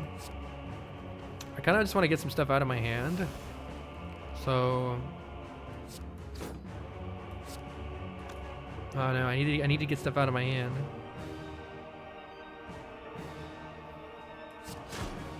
Thinking about just passing the turn here, taking it. I think I can get much more value out of this power through after I've already played Feel No Pain. We're intangible this turn, and of course nothing happens. You love to see it. Oh, I gotta get cards out of my hand, so we gotta play some stuff here. We gotta play 3 more cards. Let's make sure I can actually do that. Yeah, I can. Is there anything I would be very unhappy to Havoc here? Yeah, spot weakness would be pretty bad. I have the headbutt. Let's wait on the Havoc. But I really need to get some cards out of my hand. It might be Feed's time to go. I'm gonna play Hemokinesis, and then I think I'm playing Feed and Heavy Blade here because I just need I need the hand space real bad. Sorry, Feed. I need the hand space, and it's very important that we don't end with only a couple cards to play, or it would immediately end our turn. All right, spot weakness is finally here. We are still looking for our Feel No Pain, which is going to really help us block here. Don't have it yet, which is annoying. But I can start generating strength, and we can gain some health back later with perhaps a pen-nibbed Reaper. Spot weakness is good. Shrug is at least some block. Let's see what we draw. I'm not quite sure how I want to handle this. Looks like we're just taking more damage. And I don't really know what I can do about that. Unless I draw the Feel No Pain off of this Shrug. We do not. I could play Defend Master of Strategy.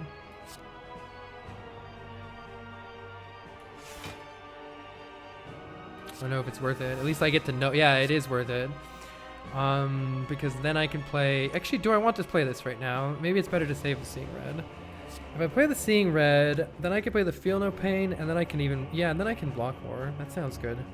Because we currently have 36 damage incoming. Let's play the Seeing Red and the Feel No Pain. And now I can... Is there anything I don't want to Havoc in the draw pile? I don't know if I want to play Corruption yet. Havoc blocks is the reason I was thinking of that. Let's play the Shrug and see what we draw. 4 card plays for next turn sounds good. I would also really like to headbutt that spot weakness. I think that's going to be very important.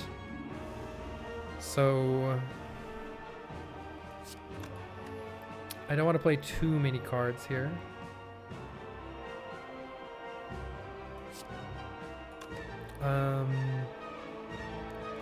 Yeah, I'm gonna save 4 plays for next turn. Take a little more damage here. Another spot weakness is here. That's nice. Maybe I'll play the Impervious this turn. I like spot weakness, headbutt, headbutt the spot weakness plus.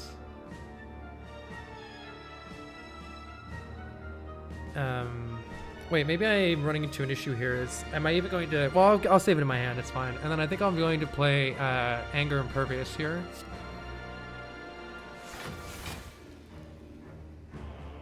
Unless I just want to... Unless I want to just Havoc... Oh, will Havoc even work? No, it won't, right? Who knows? What is the rule for when you play Havoc on the last card? Does it literally just not play the card? I'm not sure how the ruling for that works. It'll play Havoc and ends. That's terrible. All right, we full block here. Nerd does attack us again, so I am glad we did it in this order. Spot weakness is helping us gain lots of strength here, and it's about time to maybe use that power through parity here now. But we know the top card is Corruption, so I could have it Corruption if we so desire. I don't think we need to do that yet. But we are going to need to do something here soon. I'm gonna play Power Through. 30 damage coming in. And I'm gonna play Purity and Exhaust. Strike, Wound. So that's gonna draw us a bunch of cards and heal us a bunch. Okay, now we're blocking, and it's about time to start dealing damage. We need to gain a little bit more strength, I think, but soon we can try to get a pen-nibbed heavy blade and deal giga damage. So we can start building up for that. Did I just pass the turn? Yes. Taking my time here, very tricky fight. Alright, the spot weaknesses will be ready for next turn. Let's play this slime just to get it out of my stuff here. Let's get Bash down for some damage.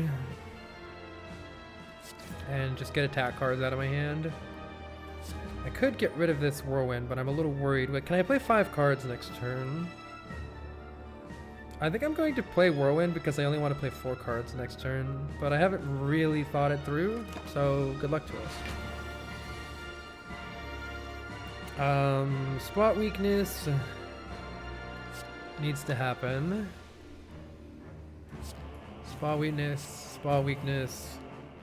Slime blocks for 4. Pretty difficult to block here. That's a lot of damage. Maybe I should have played Corruption at some point. I think it's time to play Corruption, yeah.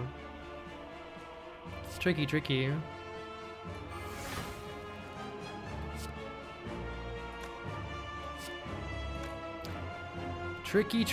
Hopefully we can get a lot of our health back with Reaper. This is an assload of damage. You know what would be really nice is if we had weakness. This is gonna go to 17 by 3, which is the giga damage. I don't like it.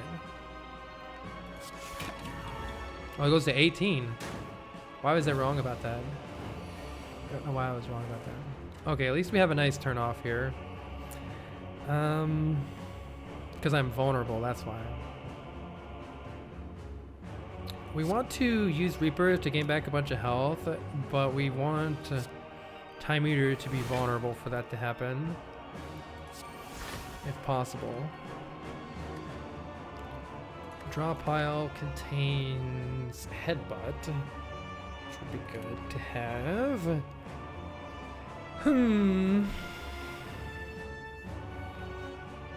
Getting a little bit sketchy here. We can do a lot of damage, though. I think I should. Let's do a buttload of damage, get the Pen Nib close. Maybe I can Pen Nib Reaper. Maybe that's the play. This would... Oh, Time Eater is now below half health.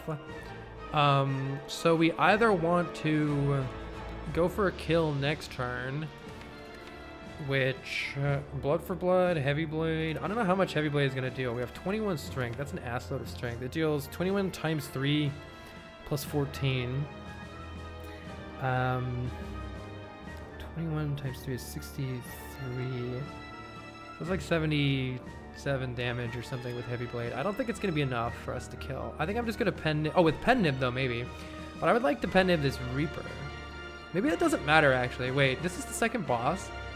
Pen Nib Reaper doesn't matter because I have to rest at the campfire anyway. So... getting a kill next turn actually would be really good if we can make it happen, but maybe I can't guarantee that it happens. I don't think I can guarantee that it happens.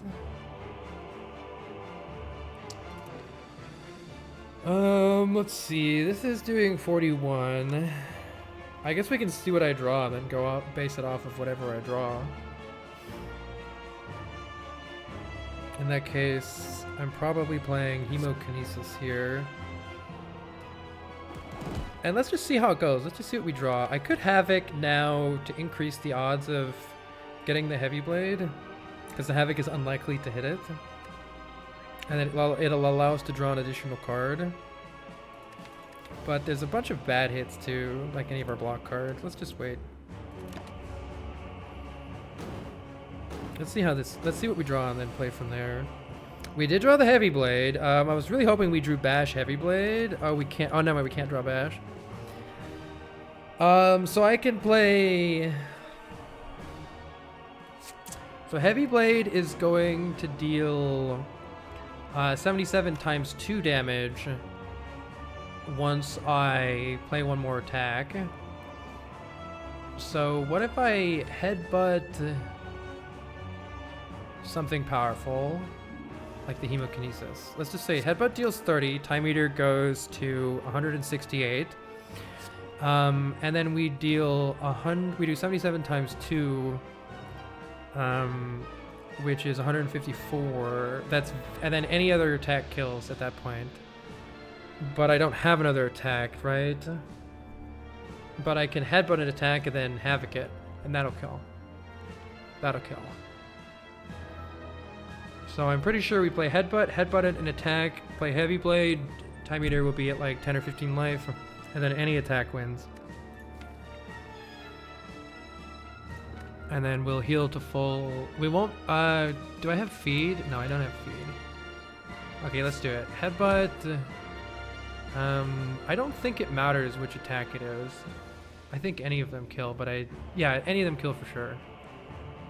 So, just do a strike plus. Pendiv this for 154. Havoc the strike. Let's go! Alright, let's go. Oh, I'm such a slow player. I'm such a slow player. Oh, but we did it. I'm very happy with that. Even if this dies from here, very happy with that run. I'm not very good on Ironclad. I've actually only won an Ascension 20 Ironclad one once in my entire life. I've only had one win ever. That's why I did this challenge to just to get better at the game before Slay the Spire 2 comes out. So this will be my second ever win if we get it. All right. We have all the keys. The door unlocks. We now fight the secret end boss, except wait, there's crap in the way first. So the reason I didn't worry about getting the Reaper to heal is you have 109 out of 125 health. We didn't heal it to full. But what can I do here? Nothing. By the way, this Maw Bank has gotten us 324 gold. So I have to rest here anyway. And am I desperate enough that I want a clothesline to apply weaken? We don't have a way to apply weaken right now, which has some value for not getting blonked in the face so hard. But not that much value. It's not a very good card. Better than an old coin. I guess I could take it for mastery purposes, but let's spend some money. Oh my god, let's spend some money. We got... What do we have here at the shop? Too bad we don't have courier. We can at least remove a strike. We can check a whole bunch of potions out. We can have another Dark Embrace. I don't think I want that. I want Bag of Marbles, though. Apply one vulnerable at the start of each combat. That's going to be useful for stripping the artifact off of Sword and Shield, so let's do that. Threaded Needle is 4 block every turn. That's just great. I'll take it. 4 block every turn. Let's definitely remove this crappy strike. Get it out of here. Now with our remaining money, Dual Wield says create more copies of Feel No Pain. That's not bad. Dual Wield Pommel is here for Madness Infinite, but is not because not block positive. Yeah.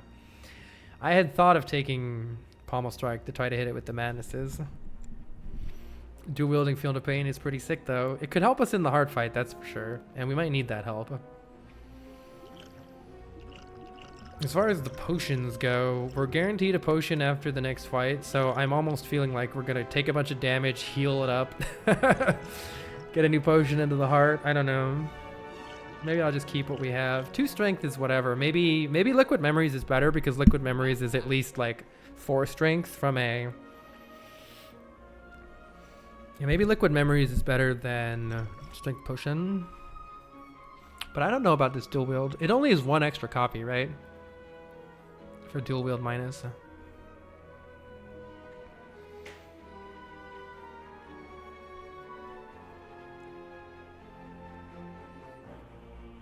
But you can keep duping them. It's true, you can. I mean, with headbutt, right? Dual wield Feel No Pain, headbutt the dual wield the Feel No Pain. That's how you get more Feel No Pains in your deck. I don't think this deck needs another Dark Embrace, unless I'm just trying to draw it. Not with Pyramid. Hands are... Yeah, we kind of clog up our hand anyway. Argument for Warcry.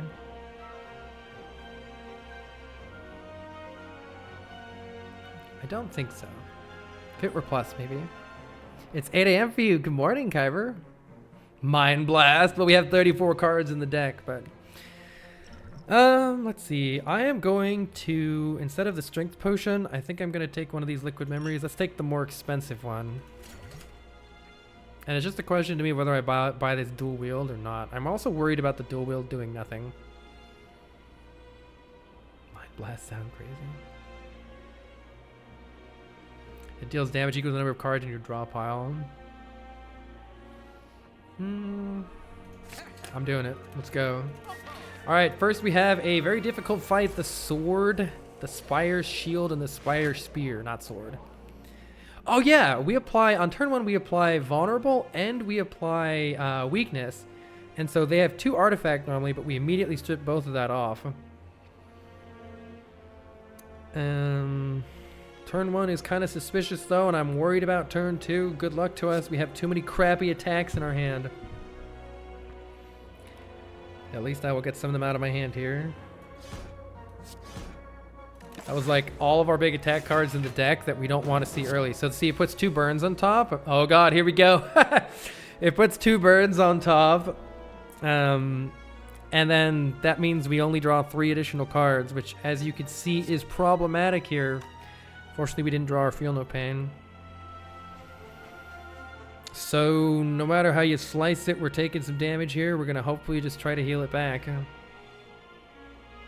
At least we got the power through to prevent a little bit of it, but I'm pretty sure we've got nothing good happening right now.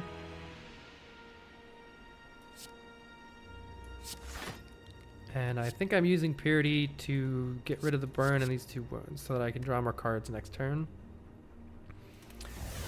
Otherwise, I'm going to apply vulnerable to the spear so that at least next turn we have damage and it clears up some stuff out of my hand. I could headbutt the blood for blood, which will probably be free next turn. Could remove both burns? Oh, am I stupid? No, exhaust up to 3 cards, right? I couldn't exhaust any more cards, unless I'm dumb.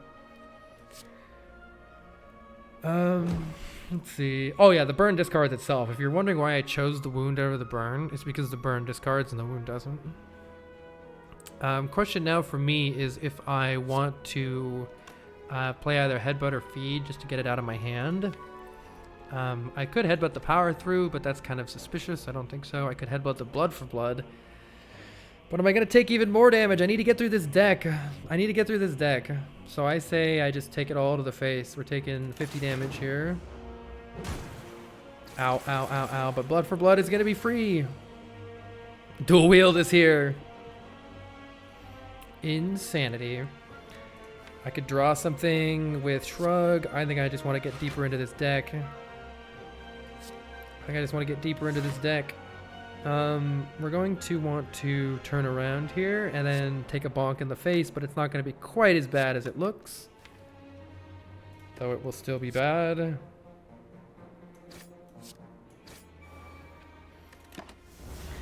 Ouch, my face! Alright, we got meat on the bone value coming in hot though. Unfortunately, the draw order was terrible. We wanted to get Corruption and Dark Embrace and all that stuff much sooner than we got it. Unfortunately, it was in the bottom half of our deck. Oh yeah, I can pay out the gambit, you're right. Will we beat both Act 3 bosses? Yes. Will we beat the heart and win the run?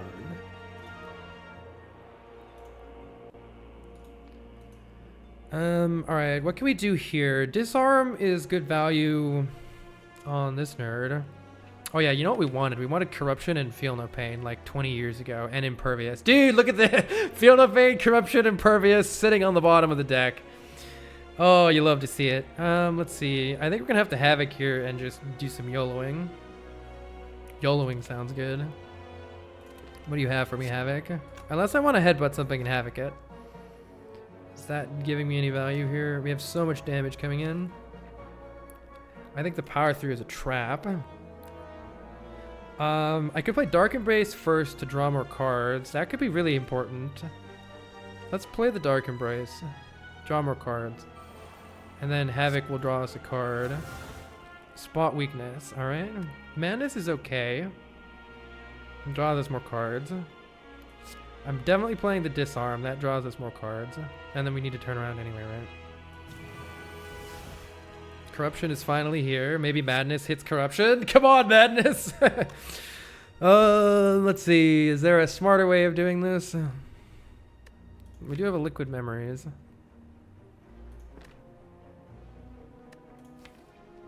Really was hoping...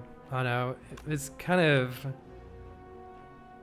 Madness at least draws another card, but that's not really helping us anymore, is it? God, that's so much damage. So much damage. But we'll try to heal what we can with Reaper. I don't need to use the health pot yet. It's important for us to spot weakness and then headbutt at spot weakness and try to get as much strength as we can here as well. What do you got for me, Madness? You got feed. I hate you, Madness. I kind of want this out of my hand because I'm worried about dying right now. So I'm just going to get this out of my hand in the hopes of getting closer to the Feel No Pain. And we're going to take a chunk here, I think.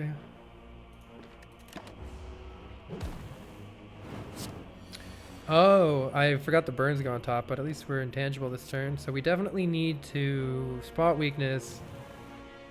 Oh, I meant to play corruption first. My bad. Heck, I did that backwards. Whoopsies.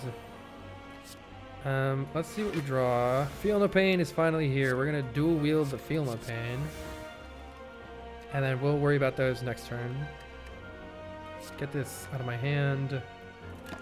Okay, with that, I'm hoping that we can stabilize here and that we can gain back a good chunk of our health. We're going to want to play...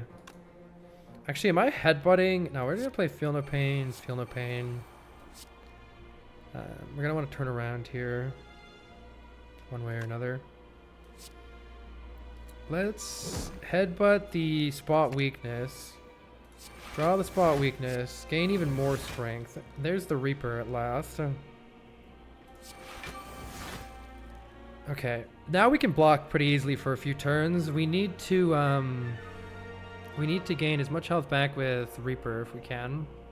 I'm not sure the best way to go about that. Let's just end turn and see what happens next turn. I don't know the patterns of these guys well enough to know how much block. They're gonna have...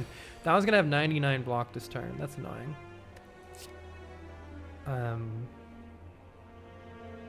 I do have Pen Nip though, so maybe it's worth just playing it. Let's see how much damage it would deal.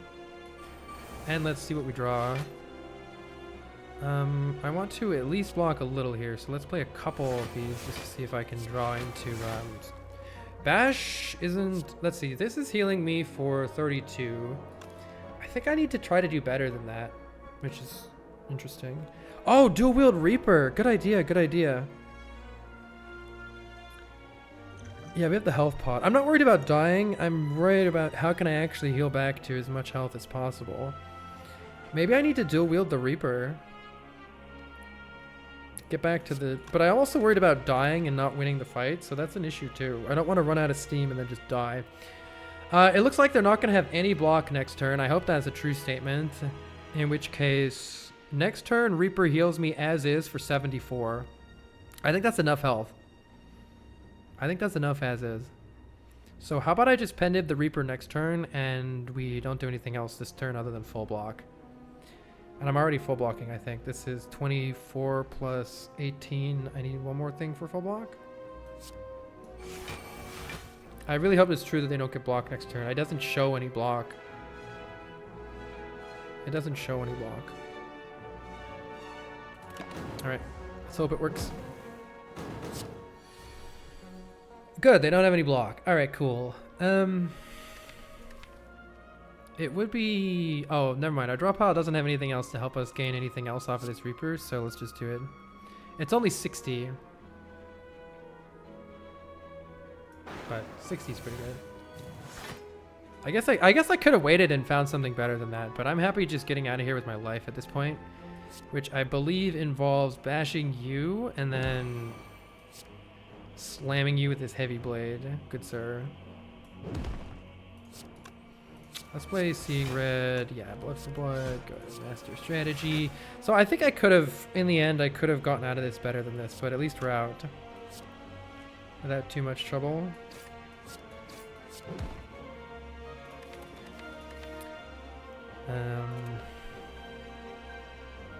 How much block is this nerd gonna get from this? Yeah, since I was thinking about that too. I can use the blood potion, and we do have a guaranteed potion drop. It is still nice to have the blood potion later, but overall I'm pretty happy that we didn't use more potions. Let's finish this nerd off.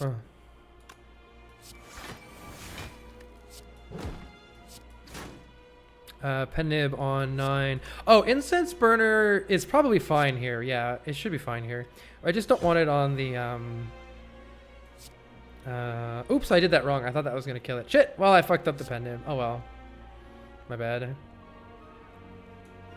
Whoops. Well, that's awkward. All right, we'll drink that blood potion and take that blood potion. Let's go. Yeah, 4 is good for the incense burner because the heart doesn't attack us turn 1. So the incense burner will tick to 5 and the heart won't attack us. And then it'll go back to 0 because it's the 6th turn then. And it'll prevent whatever's happening there. All right, do we need extra card draw? I don't think so. I think we go as is, take our 2 life and get out of here. I can't think of a way that any of these will significantly help us. Here we go. Oh, this is fun. We have Feel No Pain in the opening hand. That's good. Disarm in the opening hand is also really good. I maybe don't play the Feel No Pain, though, and try to dual wield it.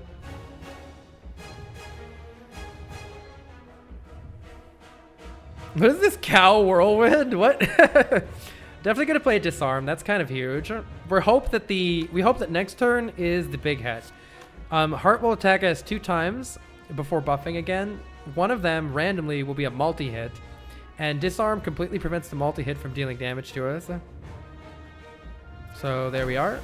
But the Incense Burner is going to work best if it's the big hit next. I think I'm just gonna play this Madness. I honestly didn't really do much with the Madnesses. I think they just hurt us. I could save it for like getting some block with Feel No Pain or something, but I'm actually gonna hold off on this Feel No Pain in hopes that we draw dual wield next turn. I would have full set with Whirlwind here. Yeah, maybe I should have.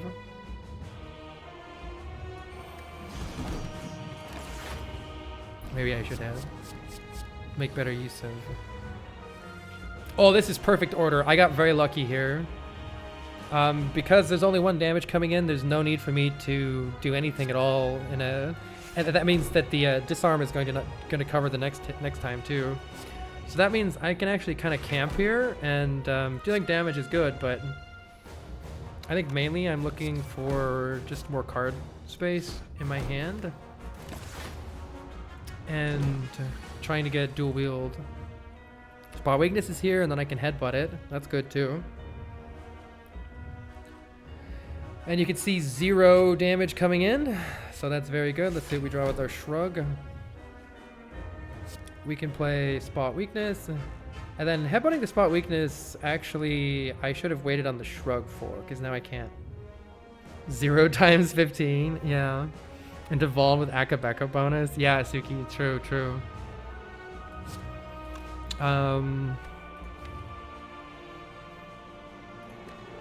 Let's see. Is there anything that I would really not like to Havoc right now? I think the answer to that question is no. If I get the dual wield, I'm happy. If I get the Dark Embrace, I'm happy. If I get anything random, then the crap is out of my deck, and it's fine. It's out of the deck. I need to create some hand space, so I might play this. Oh, I didn't look at that one. Fuck. Oh, no. Whoops. I forgot that card. No. Oh, man. That was actually the 1 bad hit, wasn't it? That was actually the 1 bad hit in the whole fucking deck. That's hilarious. I forgot Parity. And there's nothing I want to get rid of. Tragic. I think that was actually the only bad hit in the entire deck, and I just overlooked it. I was just trying to create hand space. Yeah, I mean, get rid of Daze doesn't really do anything. I don't think I want to get rid of any of these. I need these cards. And that's pretty tragic. Well, I think I'm playing like... Heart doesn't attack next turn, so just drawing a bunch of cards would be good. Am I playing Corruption? I don't think so. I don't actually know. We have to deal damage. I'm not doing damage. Yeah, we have to deal damage. Kind of bad. I wonder if it's worth Liquid Memory. What if I play Spot Weakness, Liquid Memory, Spot Weakness right now? Do I need that strength right now? Maybe I do. What's a better Liquid Memories target? Either that, or I wait for I wait for drawing Spot Weakness Plus, and then try to do that next cycle. No, use Headbutt. Headbutt is not going to work like that right now. Could wait for Dual Wield. Yeah, actually, Liquid Memories dual wield the Feel No Pain could be pretty nice. Regardless, I'm playing this for sure right now. And then it's just a question of I think I need to play one more card here to get something out of my hand. Maybe I just use the Heavy Blade because I need some hand space. Let's see what we draw. That might be a mistake. I don't know. Really hoping we draw the dual wield. We do not. There's the other Spot Weakness. This is definitely pretty suspicious here. Kind of unfortunate draw order. We have 2 cards going away from here, but we're gonna need to play some more. Maybe I headbutt the other Spot Weakness.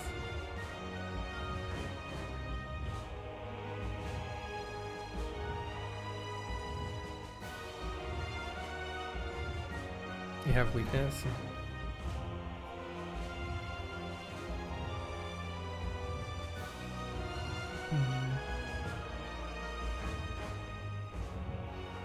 I need to get cards out of my hand. Unfortunately, because of the way that it worked with the with the parity, we're in a bad shape with the power through. It doesn't feel right to me to play Corruption yet. But maybe it is time and I just need to rush this thing down. I certainly need to get a lot more strength. So I think I'm playing Headbutt on the Spot Weakness. I think that's the only path forward, is to gain that strength. So I'm going to Headbutt this Spot Weakness.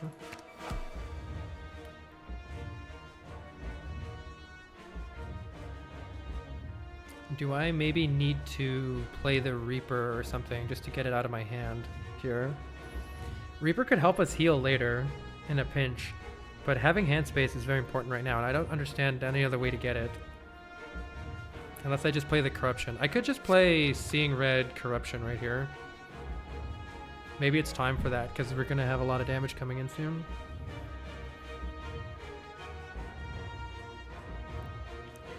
If I just play the Reaper, let's say... Yeah, I don't know.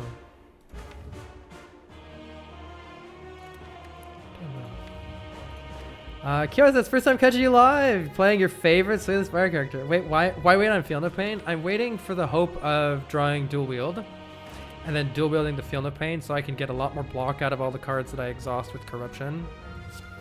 It feels to me like it is really important for me to get some cards out of my hand right now. Running out of block or not getting enough strength? I'm worried about both. I don't know enough about this game to know which one I should be more worried about.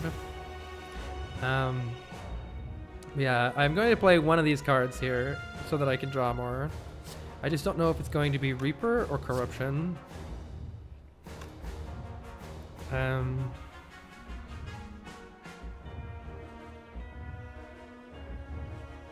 Spot Weakness doesn't do anything here because the heart isn't attacking us. I can't gain the strength from it, unfortunately. Is it too early to play Corruption? I don't think so. I think I'm just going to die either way. Well, I don't know. I don't know, actually. For somebody who doesn't know much about this game, you're doing a fantastic job. Thank you. I've only won with Ironclad on Ascension 20 Heart once. I do have a lot of HP, yeah. So maybe taking some hits is good here. Trade in some health.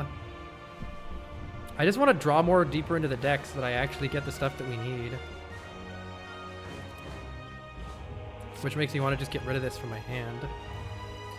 Even though if I gain health later, maybe it'll be useful.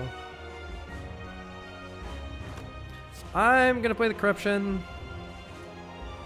I think there's a chance that that ends up being a mistake because it limits the number of times we can play certain things because they become exhausted. But on the other hand, it might really help us out. So we don't have Dark Embrace. We don't have Dark Embrace yet. Oh my god, this draw order every time, dude. Oh, I want Dual Wield and Dark Embrace so bad here. I think I'm going to still hold off playing the Feel No Pain. Maybe now it's really a mistake and I should just play it. What else would I Dual Wield? Could dual wield the Reaper. Dual wield the Heavy Blade and just deal damage. I think I play spot weakness. Liquid Memory is the spot weakness, to be honest. I think I need that strength. I think we need to win. I think I need to win.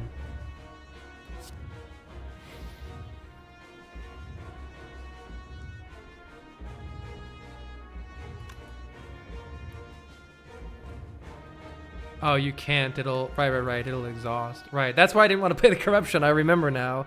That's why I didn't want to play the Corruption.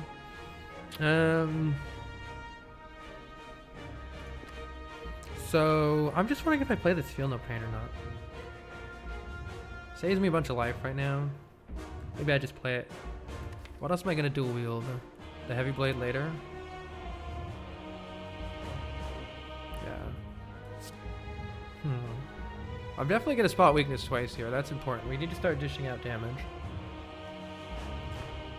I'll play the Impervious first no matter what. Then it's just a question of if I play this or if I keep waiting for the dual wield. Dual wield Heavy Blade. Yeah, I'm thinking more and more that what we need to dual wield is the Heavy Blade. I'm a little worried about not drawing it, but let's just play this Feel No Pain and then let's gather as much strength as we can. Full block this. We're not going to gain any more strength in this, so the only use of hanging on to this Reaper would be to apply Vulnerable first, which is maybe not stupid. The wood Heavy Blade seems like to go. Yeah, I think so.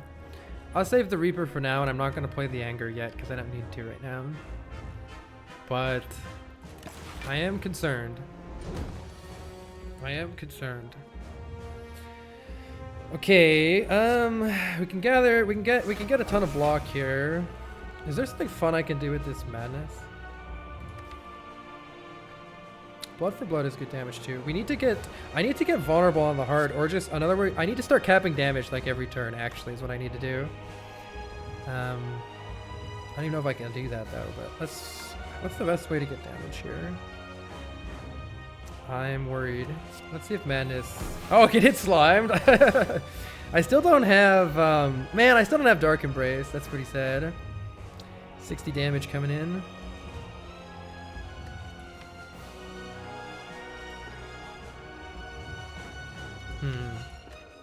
Seems a little bit rough. Am I playing this power through? That's pretty tragic if I am.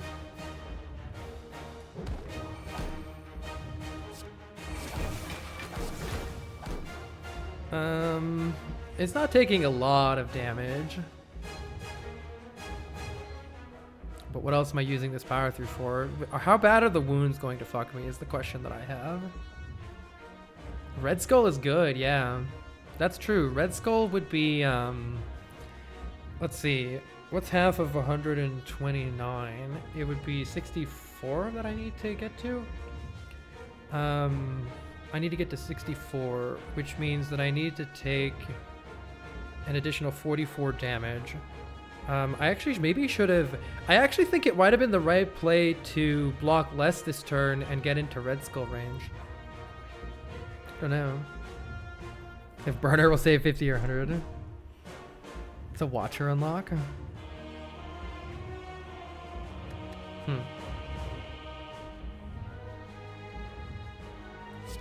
In that case, I mean, I'm trying to figure out if these wounds are actually going to fuck me or not. Fuck it. Let's see if I get screwed by them. I couldn't see how it's going to mess me up, though, because I don't have that many cards. Like, I'm basically able to play through everything. Alright, let's deal damage, and then this, so that I can draw the full set of cards. Applying Bash seems really important. Yeah, I think I'm just dead. We'll see, though. I can actually apply Bash here with... I could Bash, Liquid Memories, Bash, and actually apply it. I wonder if I need to do that. Dark Embrace, literal bottom card. You love to see it. I could dual wield the Blood for Blood, actually. Blood for Blood is dealing crazy damage right now. Maybe that's fine. Oh, no, it's not. It's because of the pen nib. I'm so stupid. I never look at pen nib. At least we have a pretty nice turn next turn here.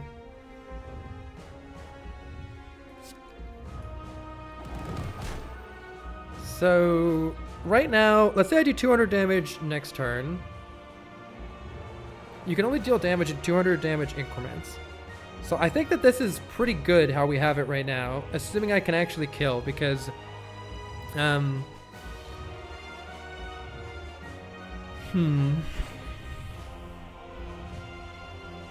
next turn we can go to 380. Turn after that we could go to 180 and then we could kill, but that might be difficult to actually make that happen, to actually do that much damage. So we definitely need to do as much as we can here. I think that might mean dual wield the blood for blood, unless I need to wait and dual wield the heavy blade. We don't even have that much strength. I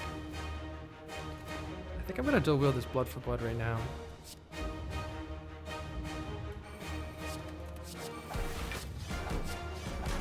Do what we can. I think these wounds are gonna fuck me too. Oh man, that's not what we wanted. And there was the heavy blade. Yeah, the heavy blade's not even dealing enough without. I think we're gonna fall just short on damage here, but let's see what else I can do. I can headbutt one of those blood for bloods.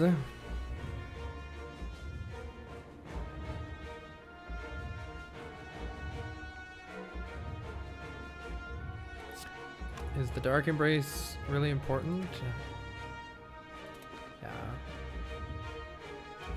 It's only 44, it's pretty bad. I needed to apply Vaughn more than I realized. I think last turn the right play was Liquid Memories the Bash, which I can still do. I think actually, yeah, I have to Liquid Memories the Bash, don't I? Maybe I can Havoc the Whirlwind, that'd be pretty sick. I need to clear up a card spot in my hand, so... it's a question of if I'm playing this Dark Embrace or not. I'm not sure if it's going to really help me very much. Maybe withdrawing a bunch of angers or something it could. I think I'm going to Havoc first and see what it does. Shrug, you say. Alright, sure. Let's play Anger. And then I think I need to Liquid Memories this Bash, or there's no possible way that we're doing damage in time. Liquid Memories the Bash. Okay, now we're dealing a lot more damage. What am I headbutting? Strike, heavy blade, headbutt the heavy blade. Headbutt the heavy blade. We do have and I can pen him heavy blade next turn.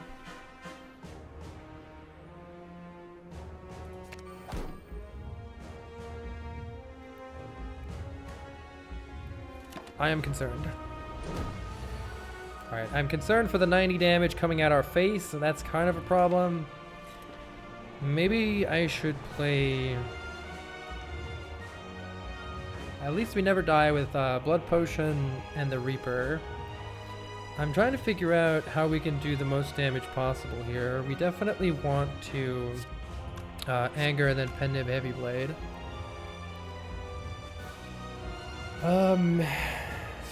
Maybe the Whirlwind is getting us there next turn? I don't know. A little bit concerned. We have kind of 2 turns here though. I think maybe this is actually... Wait, maybe this is actually going to work. Yeah. I'm trying to decide if I want to play Dark Embrace or not. I don't think so. I think we can't afford the life. I think we just do as much damage as we can. In that case, I'm just going to play this. Drink this so we don't die. Now we never die no matter what, because that's 90, right? We never die no matter what. And then we just deal damage here.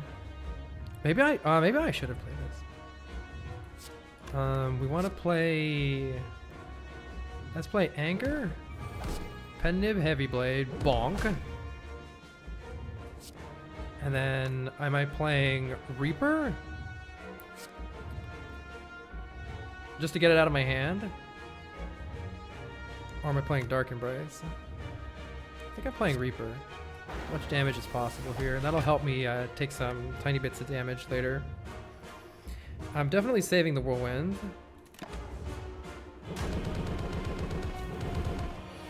Now we have Red Skull value! Wait, is it happening?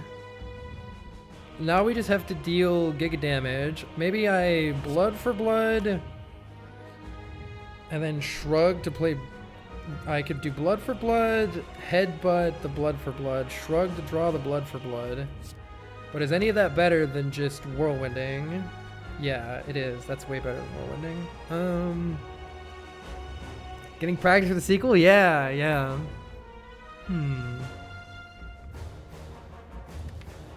bunch of angers and shit in the deck. Getting a lot of cards out of my hand here is pretty important.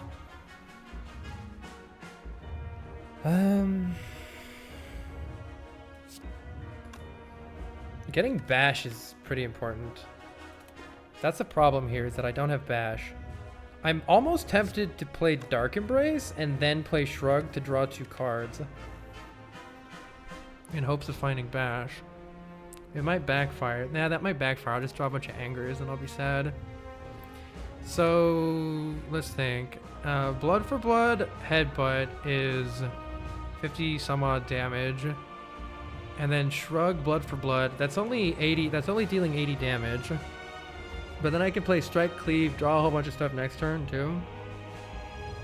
If only I could get the bash, but I don't see how to do it. All right, I'm gonna do it like this.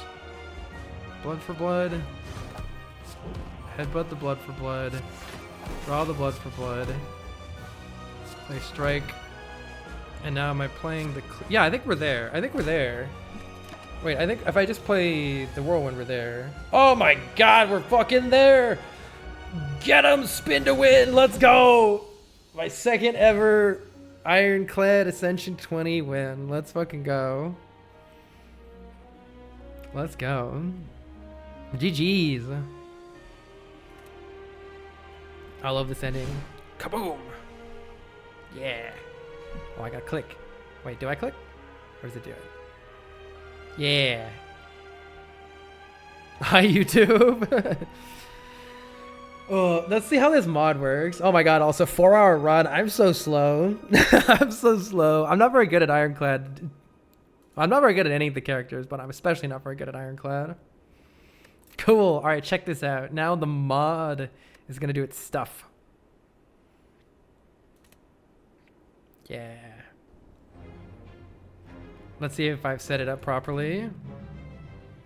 Now what? Has it been done? The Spire sleeps, and so shall I. don't know what what do you think Niao's voice sounds like? All right, if I go to the compendium, look at this. A lot of the cards now no longer say not mastered on them. So we have beaten an Ironclad Ascension 21 with bash and defend and cleave and headbutt and havoc and shrug and blood for blood and all these cards. So the goal will be to finish an Ascension 20 run with every single card for all 4 characters. Does every card include curses?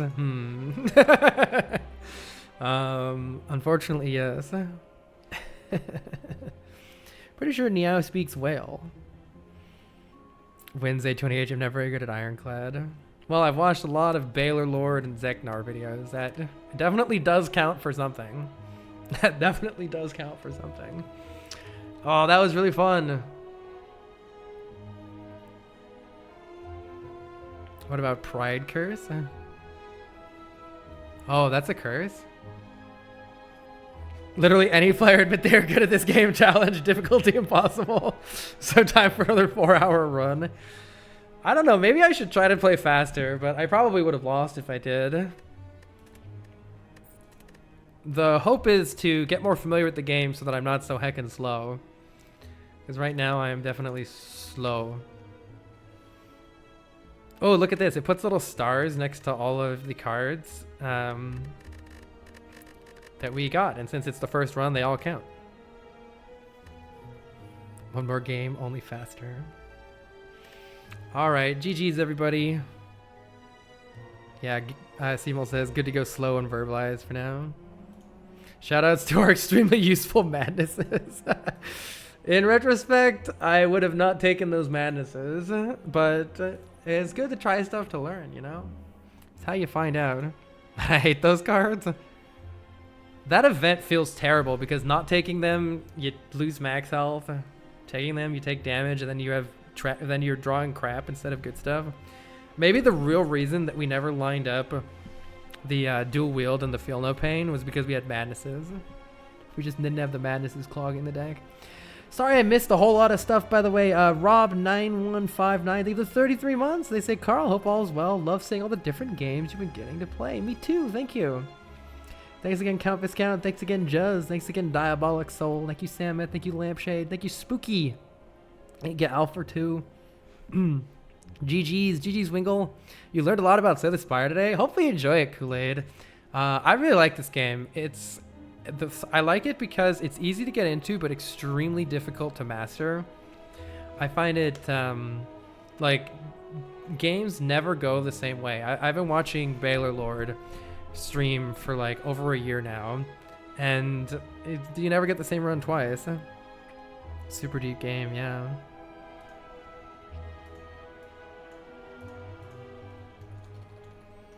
Thank you, Zeknar, for the raid earlier. All right. Let's see who's playing this game.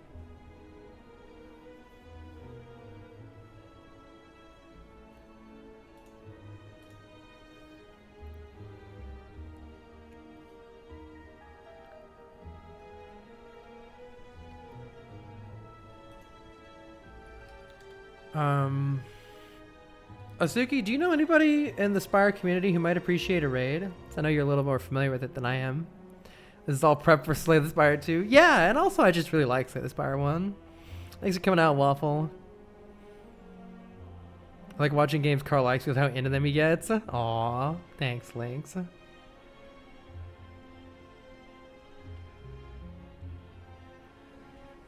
Well, I'm not too sure. Oh, Delusional, thank you very much for the gift sub. I'm not too sure who this streamer is, but they're streaming Slay. Oh, I just missed it. Weather Dark is wait, here we go. I can still do it. Weather Dark. Thanks, Suki. I'm gonna throw y'all over to somebody else in the Slay the Spire community. Have a wonderful rest of your day, everybody. Thanks for coming out. Bye-bye.